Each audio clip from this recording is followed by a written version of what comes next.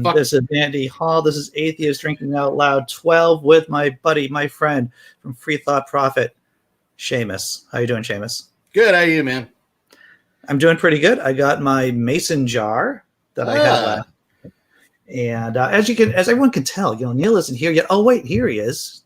Here's Neil. Fashionably late. Let the pigeons loose. Here he is.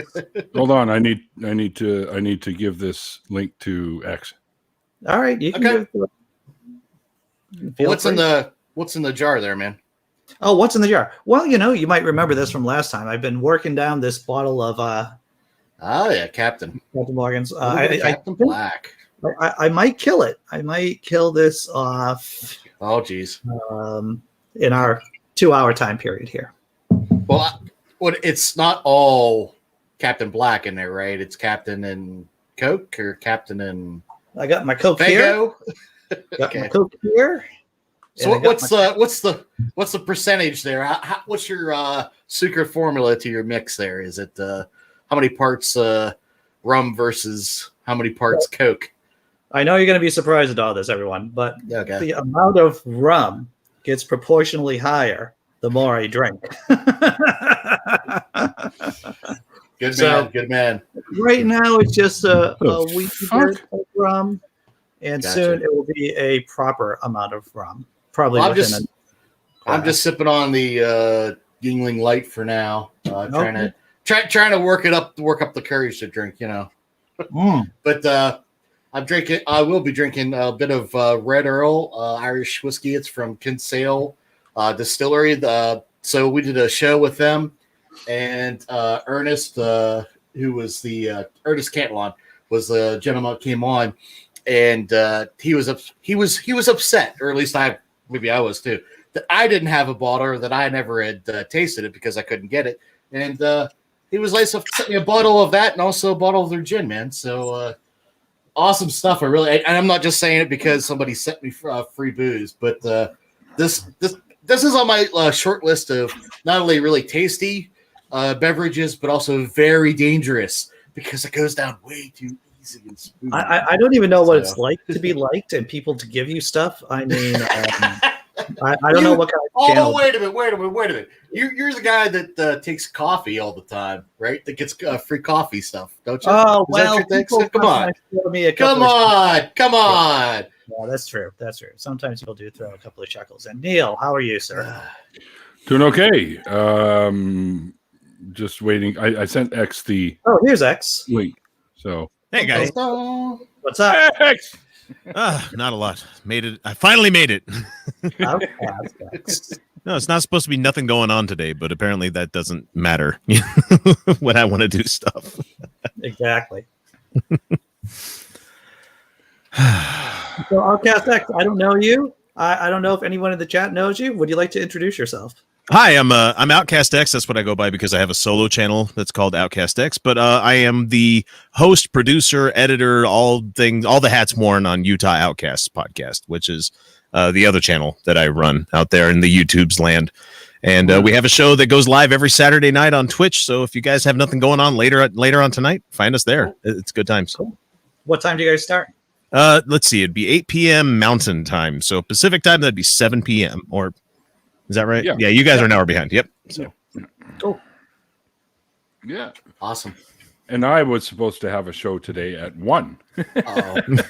Yeah. But I completely forgot that I had done it for 1 because usually I go 5 o'clock on Saturdays. Yeah. So I had to reschedule with the guy. So what you're telling me is you got nothing going on tonight? Yeah. You want to, hey, if you want to come on, we got a spot. Get it. Go, Neil. Or we could just drink longer. That's always there's that. Or you can do both. I mean, to tell you the truth, all options are open. There is that option for sure. Yeah. Nice. So, what kind of Romulan ale or what are you drinking there? Yeah, right. Well, very. It's sun-kissed zero sugar and nothing in it because I have to keep my wits about me, thanks to the fact that I've got to go pick up kids from a swimming pool here in a little bit. So I'm so sorry to hear that. I'm so sorry to hear that you have to be sober. I'm kind of sorry. I mean, kids, right? They're a burden. My kids aren't around. I can say that. Yeah, I mean, they totally are. As much as I love my children, they are absolutely a burden. And I think my wife, that would never say something like that publicly, would be like, "Yeah, fuck them kids," you know. Nobody screws up. Sorry, like kids. I want to make sure that we can go blue, right? Okay. You know, I'm just used to having most of my videos not monetized anyway. So that's why people throw me some coffee money or become nice. You know, because YouTube doesn't want anything that's not commercial enough for them, you know, these days. So I'm not very Disney. I have to admit, I'm not very clean. And by the way, this is actually very terrible. I just picked it up today because my wife has been looking for Diet Sunkist since the pandemic hit, and you haven't been able to find it. No, so I picked it up and poured some on ice for her, and she's like, "Nope, don't want that." And so now I've got 24 of these fuckers to drink for over the next however long it's going to take. Wow. Well, that's okay. It's orangey, so I'm going to put a little bit of cream in there one of these days and throw some vodka in it. So I'll be good. Well, you know, if you play your cards right, they'll still be around the next time the next apocalypse comes around, right? Whatever that apocalypse might be. Maybe this will be the funds that we use for the future. Who knows? Right. If you can do bottle caps in what the hell is it called? Fallout. Why not? Sunkist zero sugar. That's fucking ridiculous. Sorry. Zero sugar with special chemicals in it. Now with carbon. Right. Wouldn't have already had carbon? Yeah, just saying like carbon scoring because of the nuclear fallout. Yeah. Those stormtroopers are actually fairly accurate with their shots, you know. Well, yeah, if you look at the opening scene of the original A New Hope movie, they hit quite a few rebels. Well, yeah, and that's the funny thing about it is that the whole joke about them missing all their shots was to let Han and Leia and all those guys get away. Right. Oh yeah. Yeah. So does your drink glow in the dark? Asks Tesla Ranger. Great name. I don't know. Hang on. Let me see. Hang on. No. Okay. No. Well, that was an easy experiment. I think they have special radiation droplets you can put in there just to give it a healthy glow. What is it that they add to drinks? I can't remember what it is. Is it gin that they add to drinks that makes it kind of glow under a black light? I'm not sure. I'm not a big gin person. I had really one experience with gin, and it went sideways pretty quickly. So me too. Tonic water. Tonic water will turn blue in. So it's gin and tonic. That's where I got the gin. Okay. So milk will do yellow. Let's see. Energy drinks with B vitamins will be bright yellow in their coloring, and just like everything else is like yellows. You have caramel, honey, syrup. Those are kind of already yellowish anyway. So. That's interesting. Just thank you, Google. Thank you. But I'm not sure. Order here. I have never bought a woman a drink or a man a drink in a bar in order to get their attention. Just like that. I've always been able to rely on this dumpster fire of to get attention. I mean, how does that even work, though? I mean, buying people drinks is like, hey, I want to tilt your expectations in reality about, you know, who you're going to be hanging out with tonight. You know, it's like, I want to get you into an altered state so I could take advantage of you. God damn it, you found out my secret. So is that your real background there for once there, Randy? That's a real bookshelf? This is a real bookshelf. Oh, yeah, wow. Look at that. This is real. You got some of the atheist stuff here. This is Unorthodox, the Scandalous Rejection of My Hasidic Roots, which is actually a good book about Hasidic Judaism. I see the Harry Potters. I can spot those. Yeah, that's my girlfriend's books. You know, she's like, I'll blame it on the girlfriend. Yeah, I see all that. It's okay to like those books. They're fine. It is. I read through the first book about a month ago, and I found it very enjoyable. I actually only read the very first Harry Potter. I never read any of the rest of them, but I did see the movies, of course. But if they're anything like the first movie in relation to the first book, then I imagine they're probably a lot better. The books are probably a lot better than the movies. Yeah, because Chris Columbus made some terrible Harry Potter movies. You know, they were okay for what they were. I mean, they were entertaining at the least. Is all I can say. True enough. I want to say hello to B in the chat. I was on B's stream last night. Completely brought the party down by talking about stuff dark. You tend to do that, man. You tend to do that. You can never keep it light. For somebody that's a comedian, you just bring everybody down. Man. It's a big fucking downer. This is why I drank, Andy. It's because I'm talking to you. Why, thank you. I'm glad that I'm doing something good. Down to Brown. If you guys all fund the Thunderdome, who would win? Well, I would just say Neil off the top of my head. I heard his eye story before, but I don't know how the X Factor would be doing there. Maybe he could handle Neil. I don't know. I don't know. I have been referred to in certain shows as the dumb half of Master Blaster in Thunderdome. I was just gonna say you can have you on my back as Master Blaster. Nice. Him Blaster, me Master. Yeah. Obviously, really, in my opinion, that character was the only redeeming fucking factor of that entire movie. Oh, and the little kids that speak funny. Well, I like Pig Killer. Pig Killer was a cool character too. Yeah, that's true too. But I much preferred the first two of the three. Yep. Yeah, I mean, the second one being the best one of all. It was dumb, but like when it got to action, it was actually pretty damn well done. Oh yeah, but because it's George Miller, he doesn't know how to like chill when it comes to making giant diesel engines in the middle of the Australian fucking desert blow shit up. I love it. I fucking love it. Yeah. And to think, it's the same guy that made Babe, Pig in the City. I had no idea. True. I had no idea. And Happy Feet, if you ever watched that animated movie. So Never seen that. So his range is what you're saying. Is that right. I mean, I find it hilarious that like one of my favorite movies of all time, Fury Road, was made by the same guy that made a movie about a pig that made me fall in love with the fact that Farmer Hoggett and his poor wife having to go to the city. Yeah, what did you think of Fury Road? It's honestly one of my favorite movies of all time. Yeah, bar none. One of the best filmed, best practical effects, and I like the fact that for like the first, I don't know, hour of the movie, you don't need to hear any damn dialogue at all. It's just a giant chase that turns around and chases back the other direction. You know, it's simple, but it gets it done by showing and not telling, and I appreciate that from a filmmaker. No, I can't remember where I saw it, but you're familiar with Archer, right? The show Archer. Oh yeah. They had some little animated short of Archer characters. I think it was no way. Krieger and what's her name? Pam. Pam, yeah, where they're dressed up as some of the Fury Road characters because they're going to a con.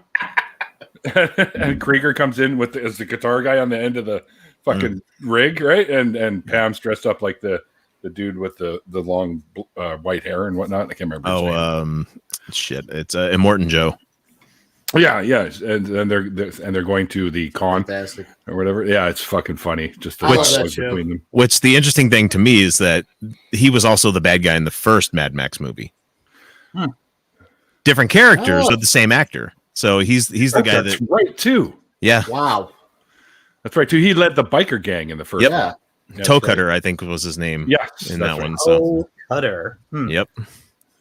Not exactly a great name, just No. Even the pinky toe. That's when you know you're mean. When you even go into the pinky toe. That's okay. If I was going to lose a toe, I wouldn't mind that one. It's just it doesn't do anything. You get fucking stubbed on furniture anyway. It's a pointless appendage.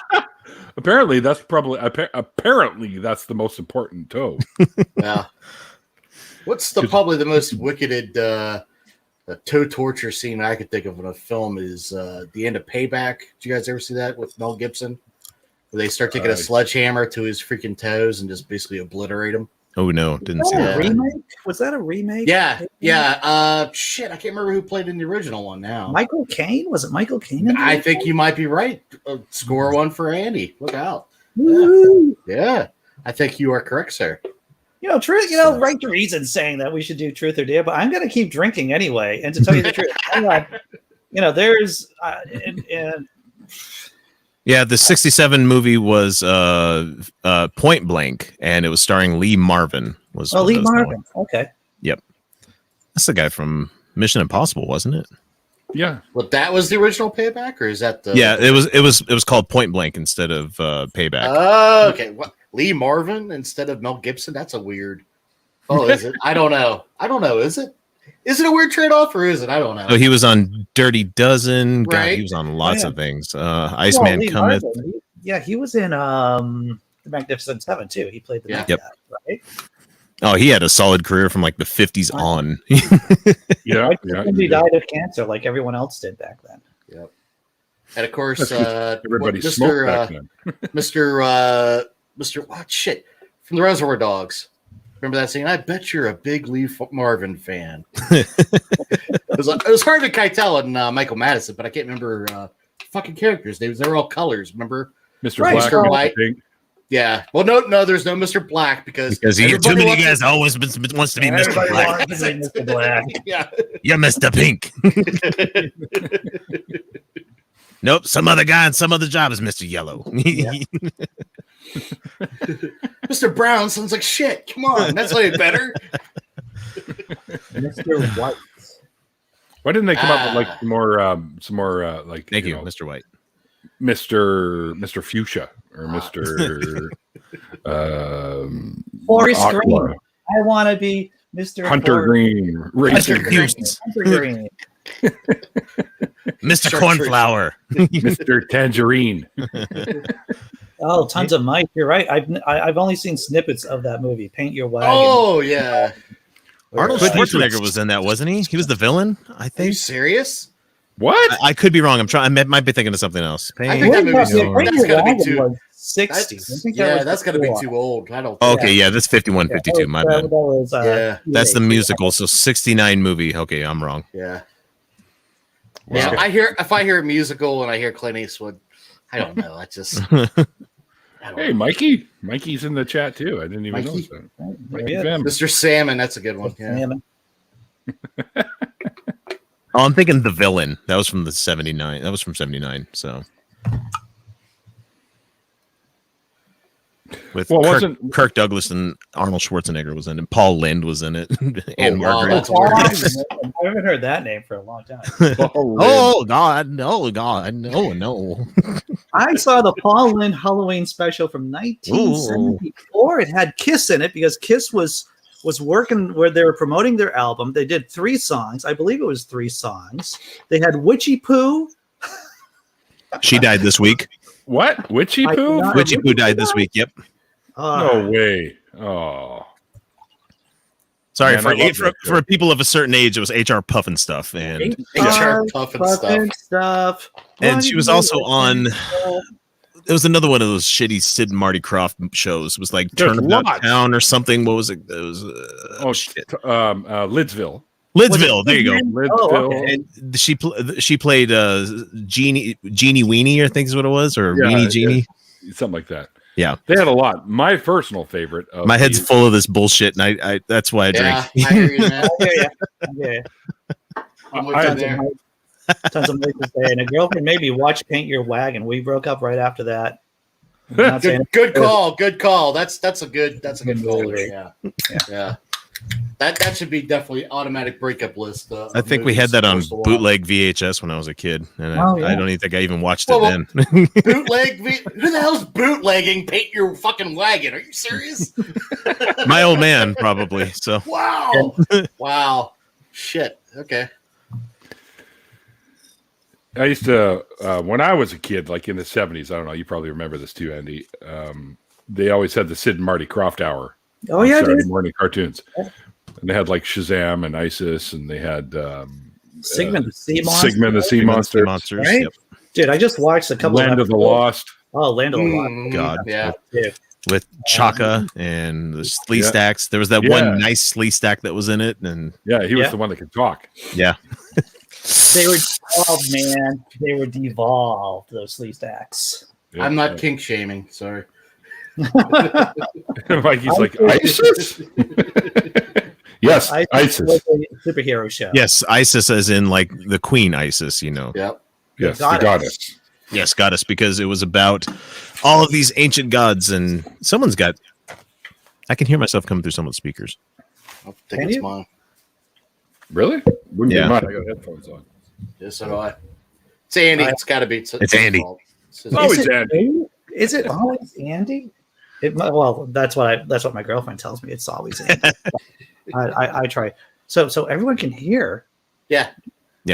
An echo.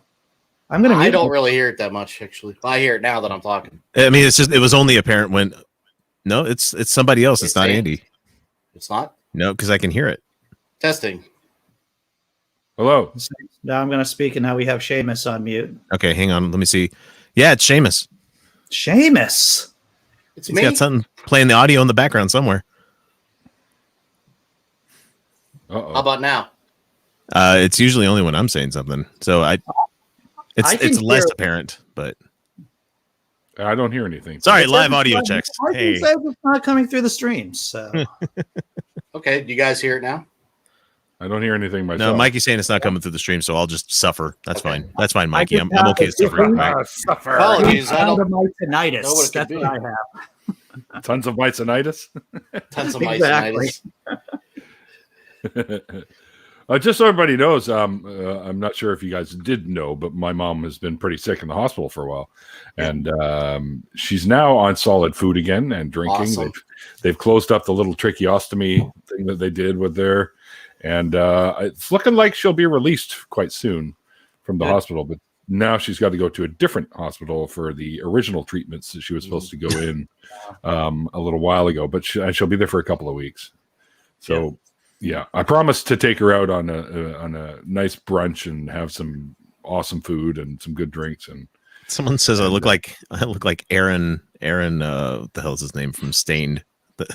Aaron Lewis. Aaron Lewis. Thank you. Sorry. Mind you, I did not go with the obvious Dr. Xavier joke. The observation it would have been it would have been now we're 20 minutes in and a couple of rum and cokes. So now I started a channel a long while back called Professor X, but I'm like, that's terrible SEO. No one's ever going to find this channel. Nope. I'm just going to change that. It's going to be something else. So.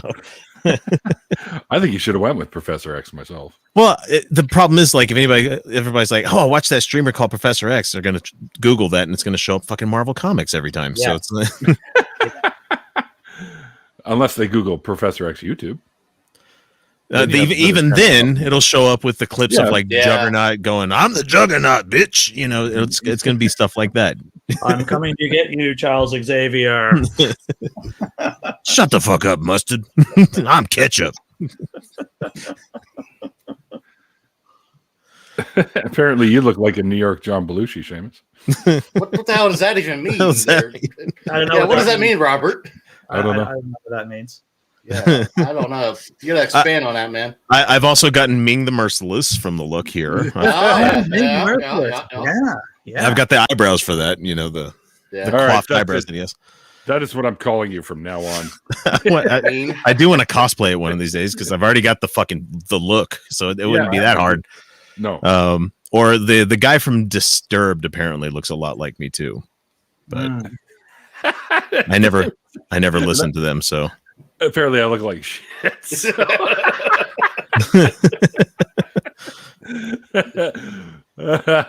Why is it always me? Why do I get picked on? Dave Draymond, thank you, Mikey. Dave Draymond. Yep. David. From Disturbed. Disturbed. Yeah. Yep. Yeah. I know I've said it before, but I'll say it again. I just look like everything that's wrong with America. No. No? No, you don't. No, Well, let's see. Older, distinguished white gentleman. Okay, I'm seeing the problems here. Yep. You know, you put me in a polo shirt and khakis, and it looks like I'm going to be invading fucking Poland. That's the whole vibe I give off. All you needed then is the tiki torch and just go around saying, you know, you will not replace us. And then there you go. And he looks like everyone's stepdad. That is nice, but he's not your dad. And You aim to disappoint. the bar is set very low there. Yeah. Bar Yeah, very it is. low. It is. Ain't nothing wrong with pumping out that stepdad energy. I mean, I do it with my own kids. That's the way to do it. That's it. Yes. Yeah, I'm the cool dad. Do I want to yell at you? No. I'm going to go over here and drink some Schlitz while you guys play your video games. That's cool. You do that. Schlitz. Isn't that the? Christ. Oh no, that was Shot's-beer that Laverne and Shirley did. Oh, yeah, right. Yeah. Right. Yeah, Squiggy died this year, didn't he? Squiggy. Yeah. Oh, yeah, that's right. Squiggy. Penny did. Marshall did too. So yeah, there's Yeah. Laverne, right? She was Laverne, right, or Shirley? She was Laverne. She was Laverne. Yeah. Laverne. Yeah. She was the talented one out of the two. Yeah, she was. She really was. She was really talented. Yeah. So, and they're gonna remake. Well, they're not gonna make it a movie, I guess. What's the baseball movie she made? A League of Their Own. Yeah. I guess it's gonna be a television show. I guess. Really? There's a lot of history there, so yeah, by all means. There is.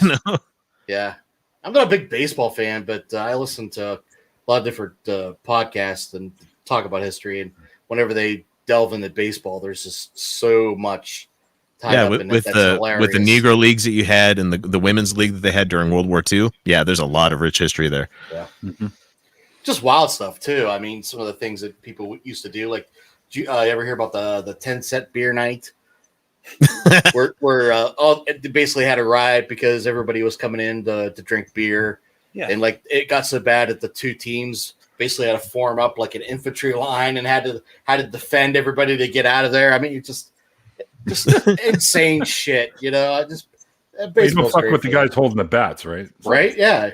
So Penny Marshall died in 2018, says Tom. Wow, really? Has it been that long?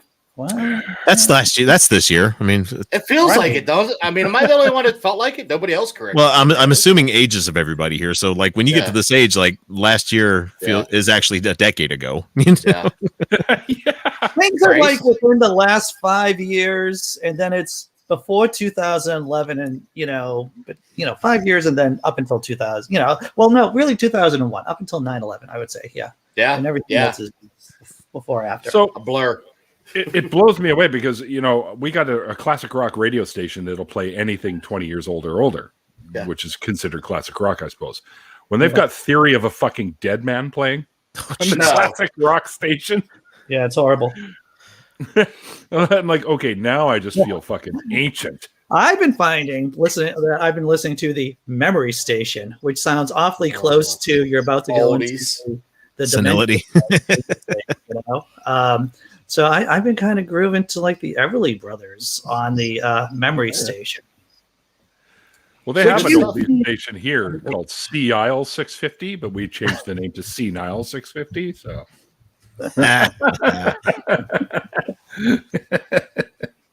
it seemed apropos. Savage.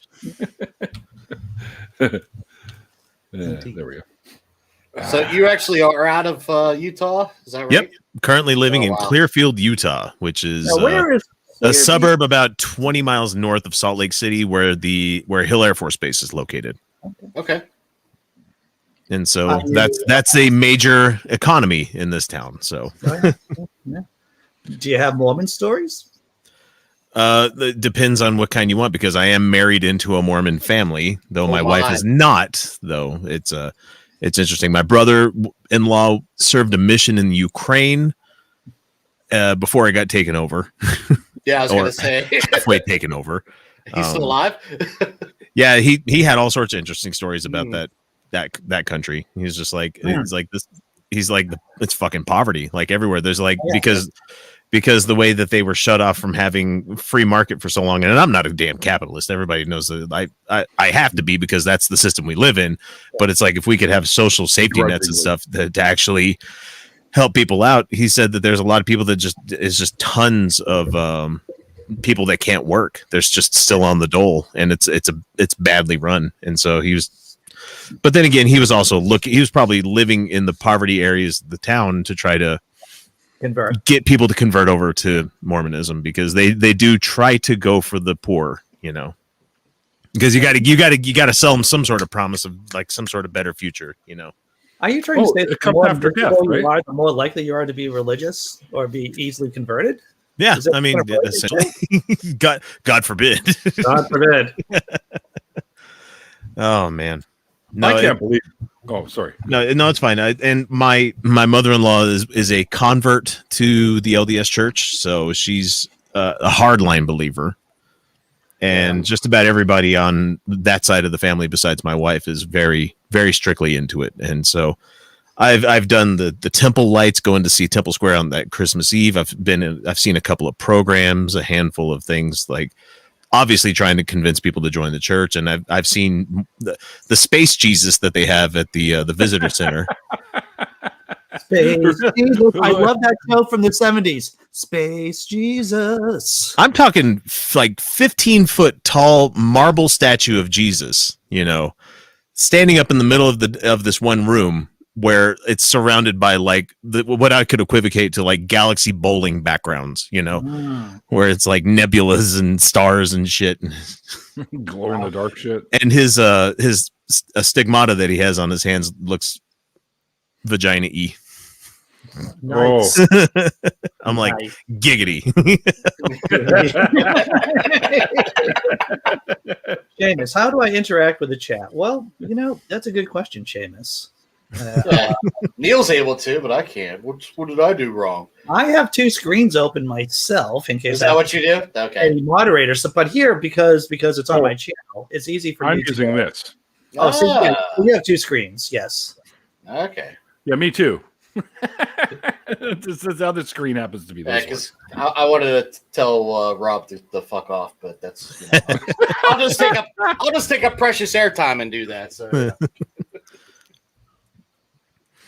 Love so I mean, yes, I do live in Utah. So I mean, if you guys had any questions, I could tell you just how weird it is being here, because this is the headquarters of the Church of Jesus Christ of Latter-day Saints. Not the Mormons anymore. They don't like being called Mormons anymore. Right. Well, when you go to Walmart, is there like the magic underwear and everything else? No, because you can only buy that in the special church stores. You can only buy the garments in the special stores, and of course you're supposed to dispose of them like at those stores as well. So you got to bring your shitty undies to, or burn them. I think a certain way. And maybe you can answer this question for me. So, as we know, Mormons can't ascend to become gods, correct? Only if you achieve the highest exaltation on the plan of what the hell is it called? Shit, I can't remember. Okay, but so can we all be like Superman? Okay, so there's 3 kingdoms in heaven that you get to go. You can go to. You have you have celestial, you have terrestrial, and you have telestial. And you have celestial. Uh-oh. You have terrestrial. Yes, I just said that. I just said that. And the only way you get to the highest one is like you're a good tithe-paying Mormon your entire life. You have the temple wedding. You do everything you're supposed to do. You dot every I, cross every T. That's when you get into the thereafter, and you can have the godhood bestowed upon you, where you are given a world to put through the same shit all of us humans are here. Okay, so this is what I mean. So our God. Yeah, some dude was a dude. Your God. And so so Jesus, right? Jesus is not God, but Jesus is one of the sons of God, just like Lucifer is. Okay. Lucifer and Jesus are brothers in the Mormon Church. Of course. What? Yeah. So the Jesus good one, the bad one. Well, okay, so they wanted to come up with the plan of salvation. Finally remembered it. They wanted to come up with the plan of salvation, and Satan was like, or Lucifer was like, why don't we just make everybody believe all this shit so that everybody gets saved? Right. And then Jesus is like, no, we need to let them do this on their own. We need to give them free will. And so Satan's like, fuck that. I'm going to war. Right. How can you have free will when everything's predetermined? Yeah. I mean, those are hard questions, and that's not really their forte, answering the hard questions, because every missionary I've talked to about stuff like this, I'm like, hang on, let me ask you a couple questions. How is it moral that the God did this? And they'd be like, well, he's God. And I'm like, okay, shut up. You're dumb. I don't want to. You answered my question before you answered my question before I asked it, because I was thinking if Jesus was just another dude, who ascended, does that mean that he kicks out God to go someplace else on another planet, and Jesus stays here, or Jesus goes to another planet? But you already answered that by saying that they're not actually in the same category as human beings. Okay, so Jesus and Lucifer and everybody are the same as we are, but they've reached they in pre-existence is what they believe in. The Mormon Church believes in pre-existence. So everybody's hanging out in some sort of cloud kingdom somewhere before you're dropped out the water slide of your mother's vagina, and you show. Slide. I don't know. I don't remember having a little tube though. Was it one of those ones?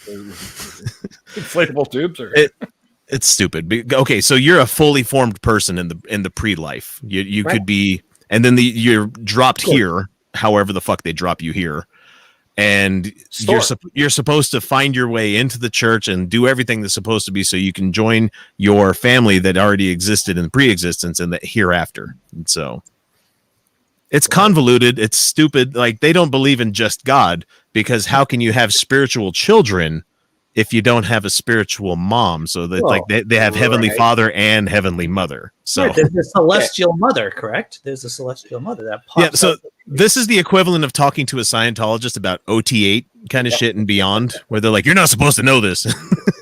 Right. I got 2 questions, and I'm glad we're talking about it. So the first one is, because I saw this, and everybody else that I talked to, as far as like the atheist community, seems like look at me like I'm nuts. But I remember seeing a what now? Yeah, that's rough. Okay, so Lucifer was cast into outer darkness, which means he was left without God's love. You know, he was shut off from everything because he decided to go for the throne. He's out of the will. And so what happened with that is that if you supported Lucifer, you were if you were a spiritual person that supported Lucifer, you were brought, if you renounced it after he was defeated, you were born on this planet with dark skin. Of course. Bazinga. There you go. It's like the third of the host of heaven or some shit like that, I think is what it is. And depending on how good of a person you were in pre-life, it determines your skin color here. It's the difficulty setting, like from South Park. What the hell was that one? It was the fractured butthole, you know. Yeah.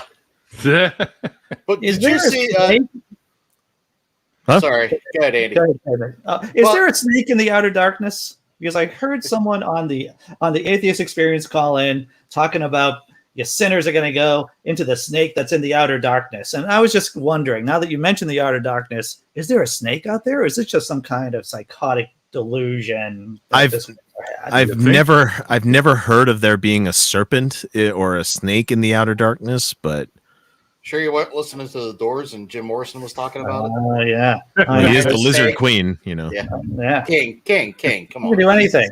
I'm doing the Simpsons joke.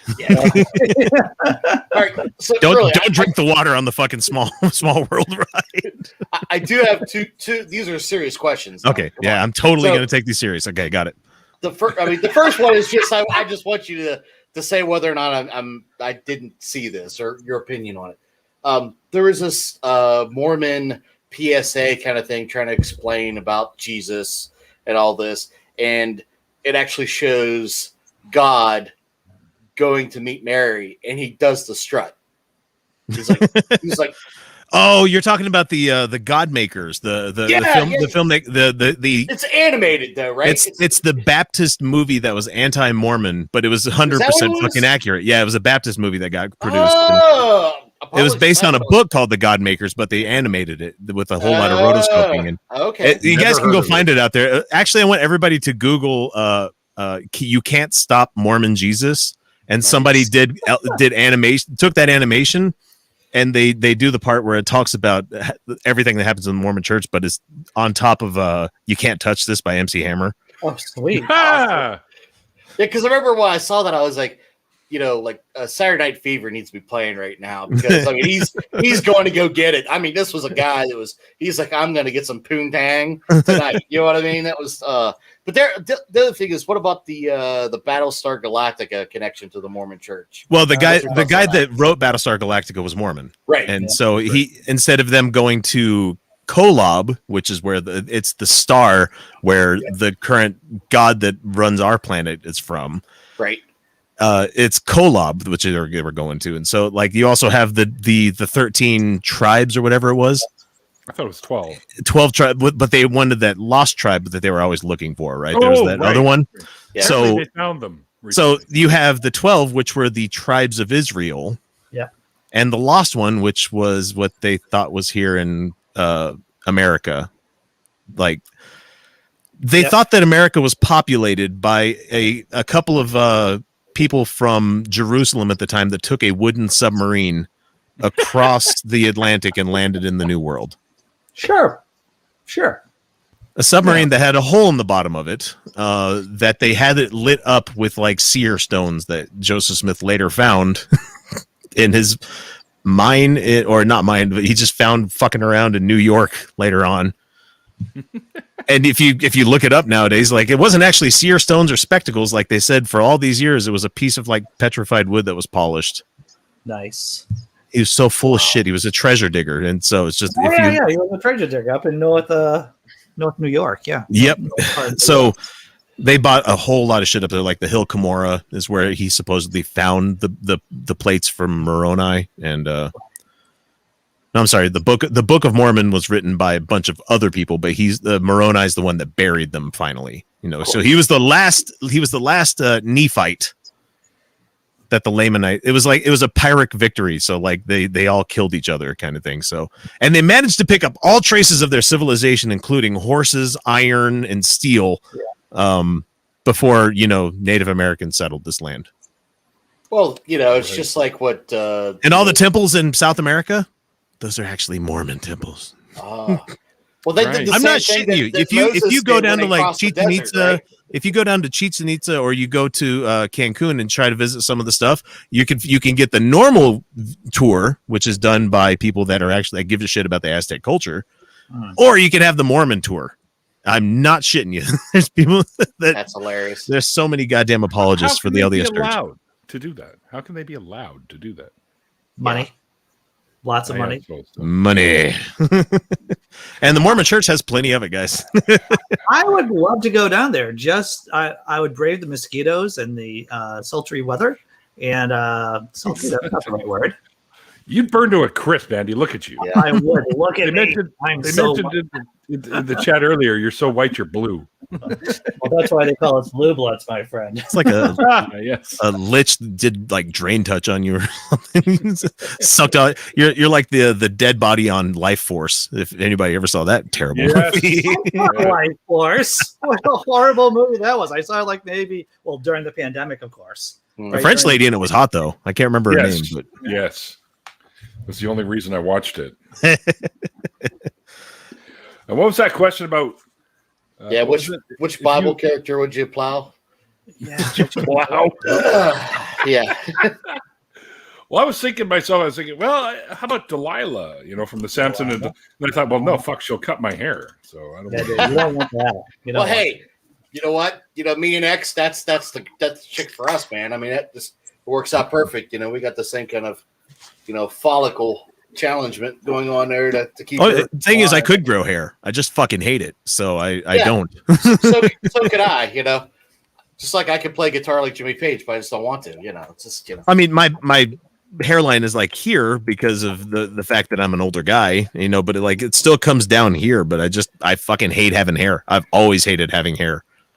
So you're like a cat that just you always hated having hair, even as well. The thing, okay, let's put it this way. I manscape everywhere that doesn't show out loud, to everybody else's like down to sleeve line and like knee line. Like I'm as bald as the day I was born. Fuck everybody that hates on that. I do it too. Well, it's body hair, man. I fucking hate that shit. It's the worst. I was I guess for lack of a better word, blessed with not a whole shit ton of body hair. So even your coin purse. Even delicately. No, I keep it trimmed, not like I keep the shit shaved because Hey, Gregoria. Dude, your complete brand is hair. I know here, yeah. He's like, I'm fine. It's maintained here. Everywhere else, fuck that. B hates body hair too, X. Just so you know. Yep, I see that in the chat. There's a question about what everyone is drinking. Once again, I'm still drinking my trying to kill off this bottle of Captain Morgan Black Spiced Rum. That's what I am drinking. I'm sipping on beer, but I'm going to switch over to Red Earl Irish whiskey here in just a few. Probably after this beer, actually. So, should we save X for last? I'm going to go next. Yeah, I'm just drinking. Well, we know that if you didn't have to pick up the kids at the pool, then you'd probably have a beer or something. I'm just drinking a Canadian classic Pilsner right here. Oh, geez, look at that. This is the shit. I remember being 3 years old. This is the very first beer I ever took a sip of at 3 years old when my uncle threw a party when he was babysitting us for my parents. Outcast X isn't drinking, but he has by far the most interesting drink out of all of us. Well, I mean, it's a different one now. Now it's Mountain Dew.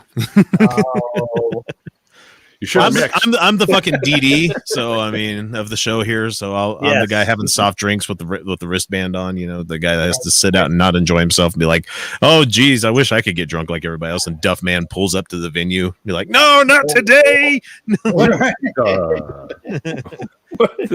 What the hell is a poor man scareboarding ocean spray viral video? The guy that was going on his longboard because his car broke down and he was having his ocean spray stuff listening to Jefferson Airplane. Oh, is that what it was? Or was it? No, it was Fleetwood Mac. He was listening to. Fleetwood You know, Mac. You go your Mac. own way. Right, that dude. you You're know, right. thunder only happens when it's raining. Yeah, No. that I guy. wish you go your own way, but That guy that was just vibing, Yes, just he was. fucking going down the road. Patrick Stewart was in Lightfoot. That is correct. he's been in some really strange films. Oh, yeah, Dune. Yeah. Well, Dune, yeah. Excalibur. yeah. Yep, Excalibur. He was in I Claudius, the I Claudius, yeah. yeah, which was incredible. Yeah, but that was a series, wasn't it, on That was a PBS? series. Yeah, it was a series. Yeah, I picked up Excalibur on video because I'm like, I hadn't seen it for a long time, and it looks like it has a good cast. So I'll buy it and I'll watch it. What a Yeah. weird fucking movie, man. Yeah. It is. Yeah. It is, but it's still good. I thought it was really good. It's just bizarre. Yeah. It's an odd taking of the Arthur story. Well, I just feel like I need some mind altering substance to watch it and appreciate it because I just It watches better if you do. it watches better if you're drunk. Speaking of you know? which, Oh, here it is. What do you got? There you go. Kush. Nice. no, this is some gummy bears. Oh, gummy bears. Oh, I thought it was Yeah. green. Oh, I saw green, so I thought you had some. I thought you had some buds for a second. Yes, only see the green ones. They're not ripe yet, so only the purple ones are ripe. Nice. They got to age a little bit more. But yeah, Not going to have the chartreuse ones today. only have Since we were talking colors earlier, yeah, I broke out chartreuse. Fuck you, people. chartreuse, hard chartreuse. cyan, indigo. Let's break So it Neil, all what up. does your T-shirt say? Neil, what does your T-shirt say? Oh, this is one that I got from Shannon Q's store. It says "Sexual Humanist" Wow. as a I like show that. of allyship with the LGBTQIA plus community. Yeah. Yes, The what? One more time. Yeah, we'll take it. LGBTQIA plus. IA. What's the IA stand for? Sorry, I missed- Intersex and asexual. Okay. Yes, thank Okay. you. Yes. And Seamus, that's I am part of that letter kind of grouping, and I have difficulty keeping up Yeah. with whatever's going on in the community. Being old, it's difficult. Yeah. It's just constantly changing, and I'm not against it, obviously, but it just Right. can we get like just like a one stamp all either place where Language changes, my friend. when it changes, that is, but we all get alerts or something. Hey guys, guess what? Or something, because then I would just say the LGBT or the LGBTQ, and then somebody will look at me like I'm a jerk, and I'm like, I didn't mean that. I'm sorry. I didn't mean to leave a letter off, man. Well, in my community, since I can claim this part of it, is like I'm part of the queer community, so there you go. It's just one of those. I say that. I don't know if it's okay for everybody else to say that. I don't mind because it's the Q. So Right. And I also- think that's also the it's one owning it that's, too. It's fucking owning up to it too. Where it's just like, yeah, that gets to be my term. Fuck you guys. I think that's the one that gets the most confusion, though, isn't it? I mean, you probably get more questions than other people. Am I wrong in saying? I mean, it's one of those things where I would only get questioned on it if like that person's a fucking bigot, because it would be like I'm just saying I'm fucking with you. I'm messing with you. It's one of those things. Okay, so I'm pansexual, but it's like it's not something I go out there and be like, hey everybody, I like it all. Bring it to me. Back it up on a truck. It's just like, Back it up, he says. well, because I'm in a long-term committed relationship with my wife, and so it's just Sure. one of those things where it's like I like what I like, and that could be just about anything. Yeah. That brings it does. I'm in a similar situation, so it's interesting that the kind of conversations I have with my girlfriend when she'll make a comment about a dude, and I'll be like, all right, if we're going to have a conversation about that, then I'm very happy to have that kind of conversation. Let's go. Yep, Mikey Famines quoting you. Whatever you got, I like that shit. Okay. Just, bring it in here, hook it into the main line. What's up, Paul? Give me that IV sex. IV sex. Why'd it get quiet? What the fuck, guys? Because I made it weird. Yeah, you did. The hell, man. That's okay. I'm really fucking good at that. And I haven't even had drinks today. God. Yeah, it's your fault.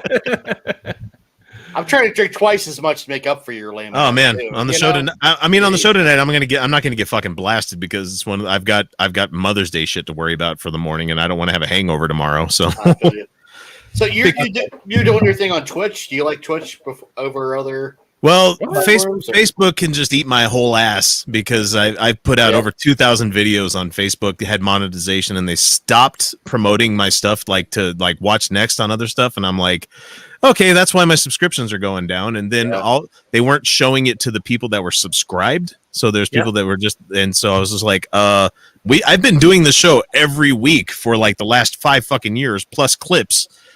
And you're telling me you didn't know we were still doing it?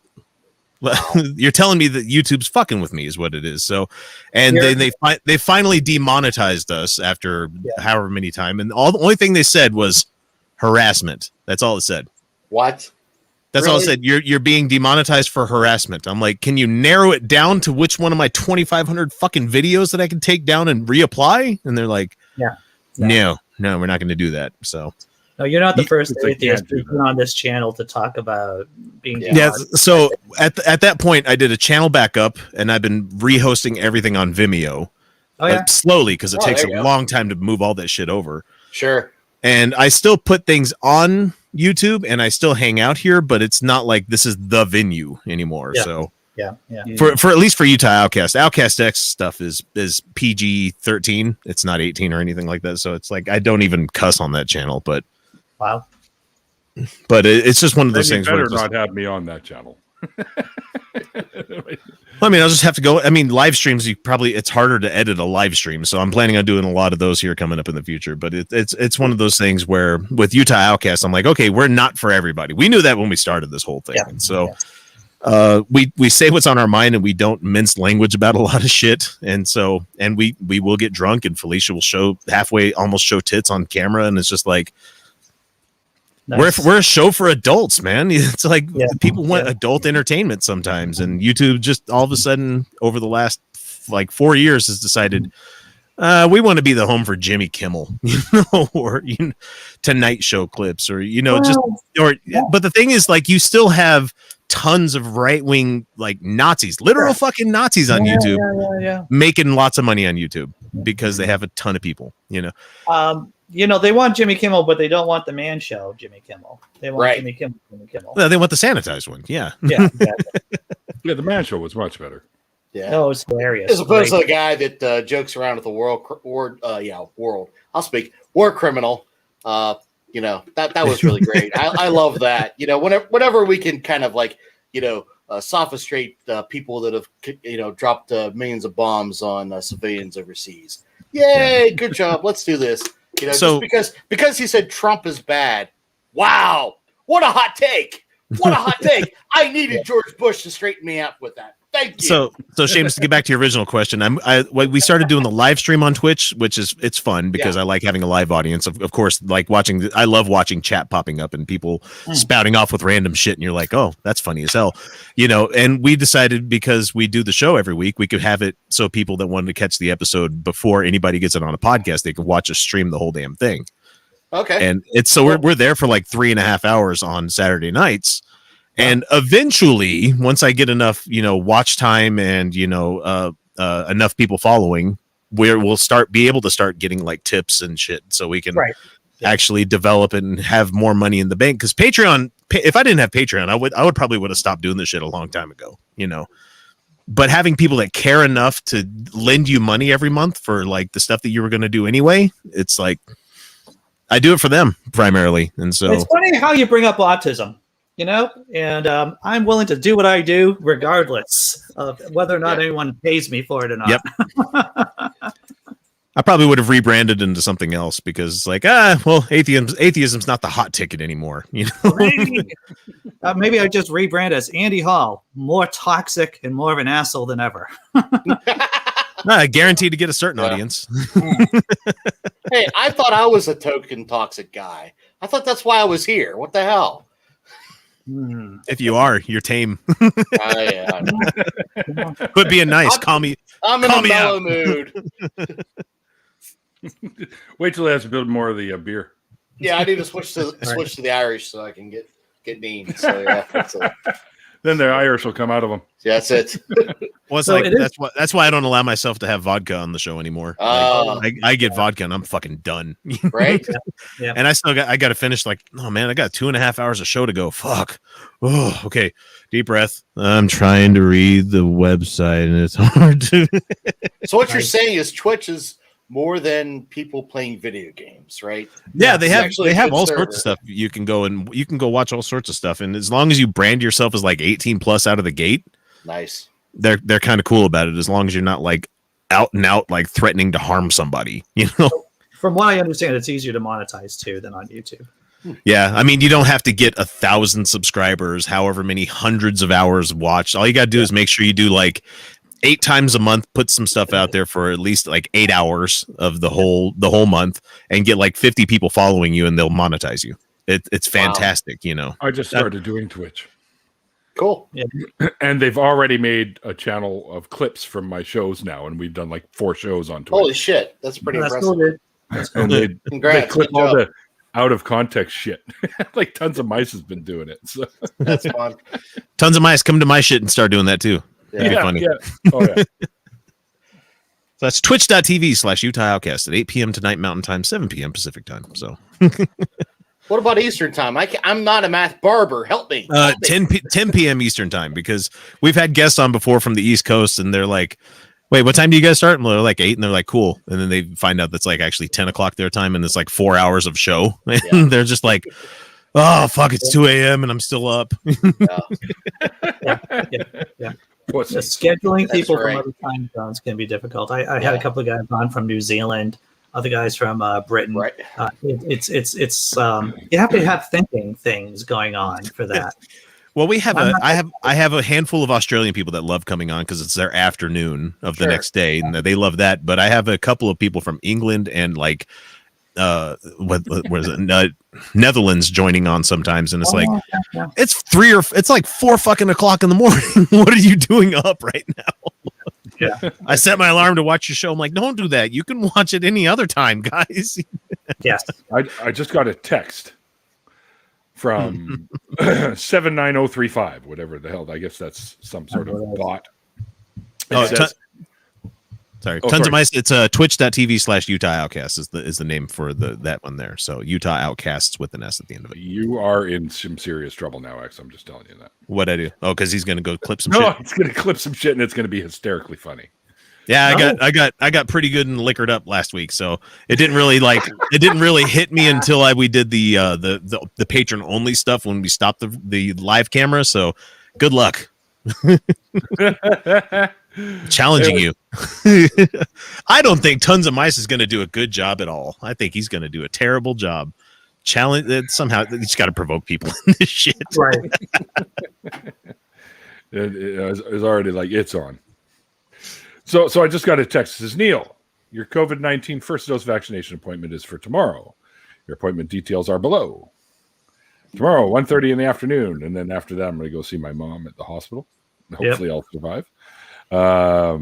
Which has happened just here in New Westminster on Columbia Street. Go in there. To get ready for your appointment, please wear a short sleeve shirt. Well, that's all I ever wear, so we're okay. And arrive a few minutes before your scheduled appointment time, like I'm boarding a plane or something. So, yeah, there we go. So, yeah, tomorrow. First dose. That's great. Yeah. So, Andy, you've been fully vaxxed, right? Am I right in saying that? Yeah, I'm fully. Me too. Fully vaxxed. Me too, man. I got my second shot, and it's been 2 weeks after that. So now I am impervious, right? Which company did you go through though? shot did you get? Did you get the Pfizer or the shit? Neither. I got the Microsoft. Yeah, the Yeah, Microsoft. Chips that are really crunchy. That's The what Moderna. The Moderna, right? I took the Moderna. I had the Moderna. Yeah. I went down to Gillette Stadium. So did I. and, That's one of the yeah, mRNA ones. Stadium too. That's quite a ride from West Virginia, sir. But yeah, China yeah. just China just had their vaccination approved by World Health Organization. Nice. I heard Nice. that. Yeah, I heard Glad that. they're on that. Yeah. But So now there's 6 that are approved. So have any I had side effects? Pfizer for mine. So Pfizer, yeah. Did you have any side effects, Andy? Yeah, because I drove down to see my mom down in North Carolina. No, I mean from the shot, not from. No. You see, I drove down there the day after I had the fucking shot. Okay. And my girlfriend was with me, and I was able to get us past New York City before the effects started. And I was basically curled up in a fetal position in the passenger seat Wow. for the rest of the ride, for most of the rest of the ride. So yeah. It kind of knocked me on my ass. Yeah, it did the same thing to me, man. And honestly, until the other day, I really didn't feel right. I mean, I would have conversations, and I'm a normal, babbling idiot, as most people know it's ever watched any of this or the other show. Yeah. I know you guys were. Thank you very much.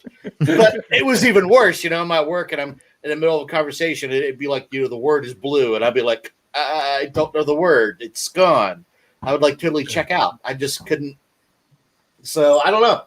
It's odd. I'm not complaining. I mean, hopefully, I could be immune, as you like to say there, and be one of the X-Men on the other side. So not Professor X, obviously. Right. There's some new studies showing that if you get the two different, like if you get, let's say you start with a Pfizer and you end up getting a Moderna or the AstraZeneca or something, that you actually have better. Really? get some hybrid vigor going on, huh? Yeah. They say that you're actually better off getting two different ones because you're covering more of the spectrum, I guess. I'm just going to be like fucking Pokemon. Give me them all. I want them all. Give me it all. Yes. Oh, wow. That's man, hard. That's rough. That's hard. Yeah. That's rough. 101 fever. Yeah. Which one was it? I didn't have the fever, but I had chills and shit.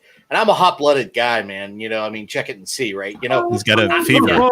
Yeah, I'm always hot. I can never cool down to a comfortable temperature. I'm always hot. But man, I was freezing and shit. It was crazy. 103. Yeah.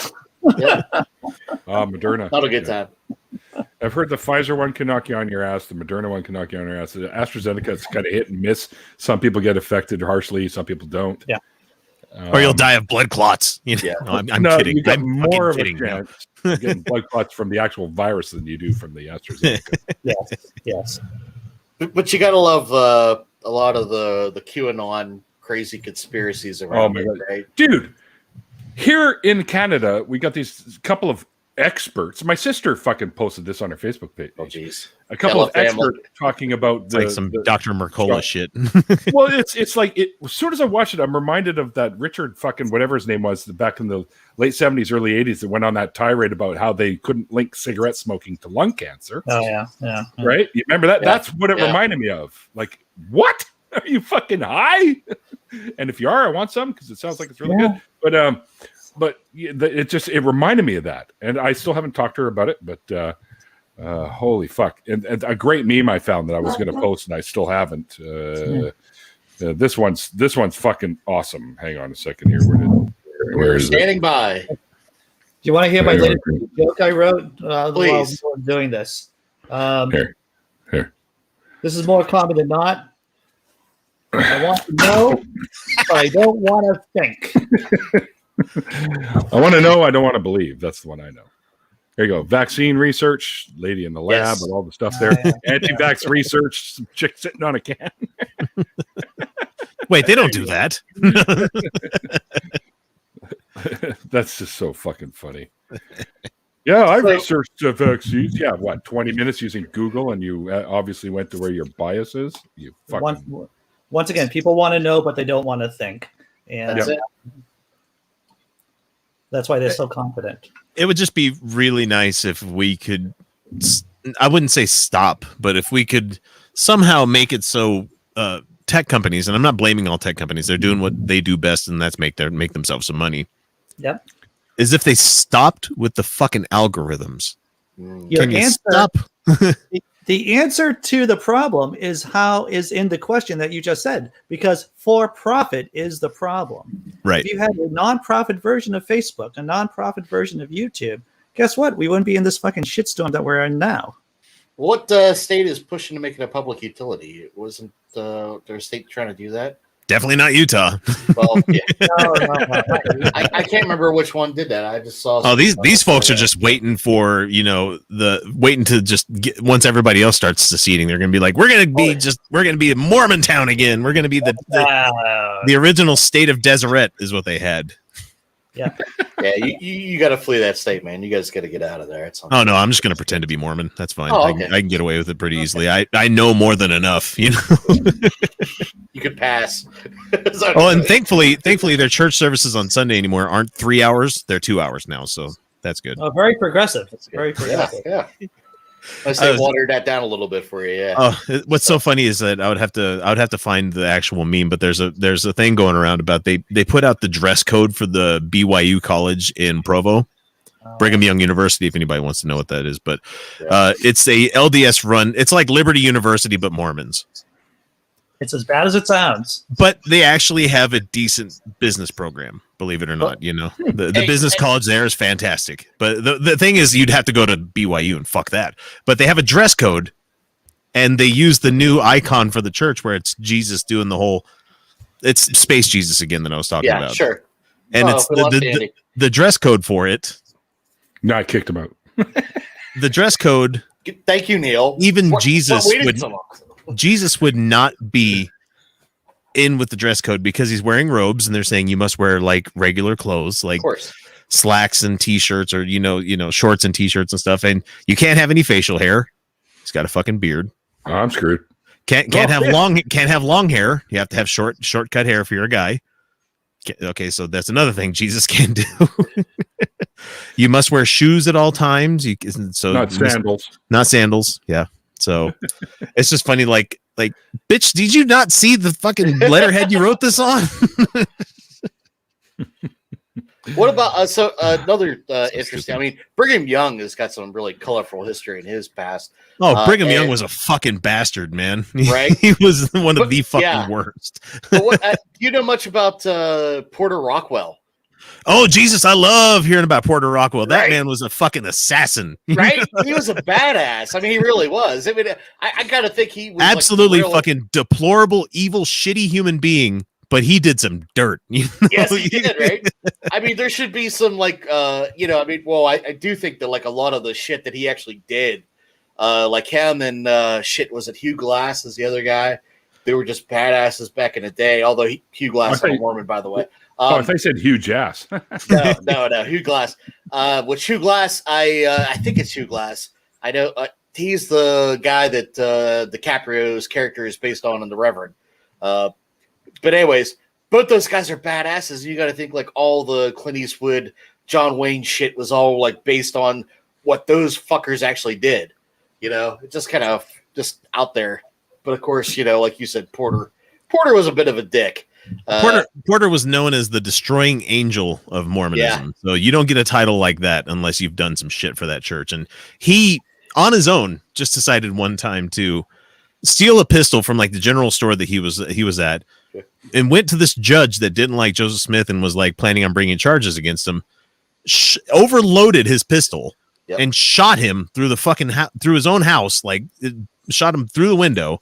But he did it during a rainstorms, but the gun was so overloaded that it flew out of his fucking hand and it like landed in the mud and he couldn't find it. So they found the weapon later and they know who stole it because it was Porter Rockwell that got in trouble for stealing that pistol.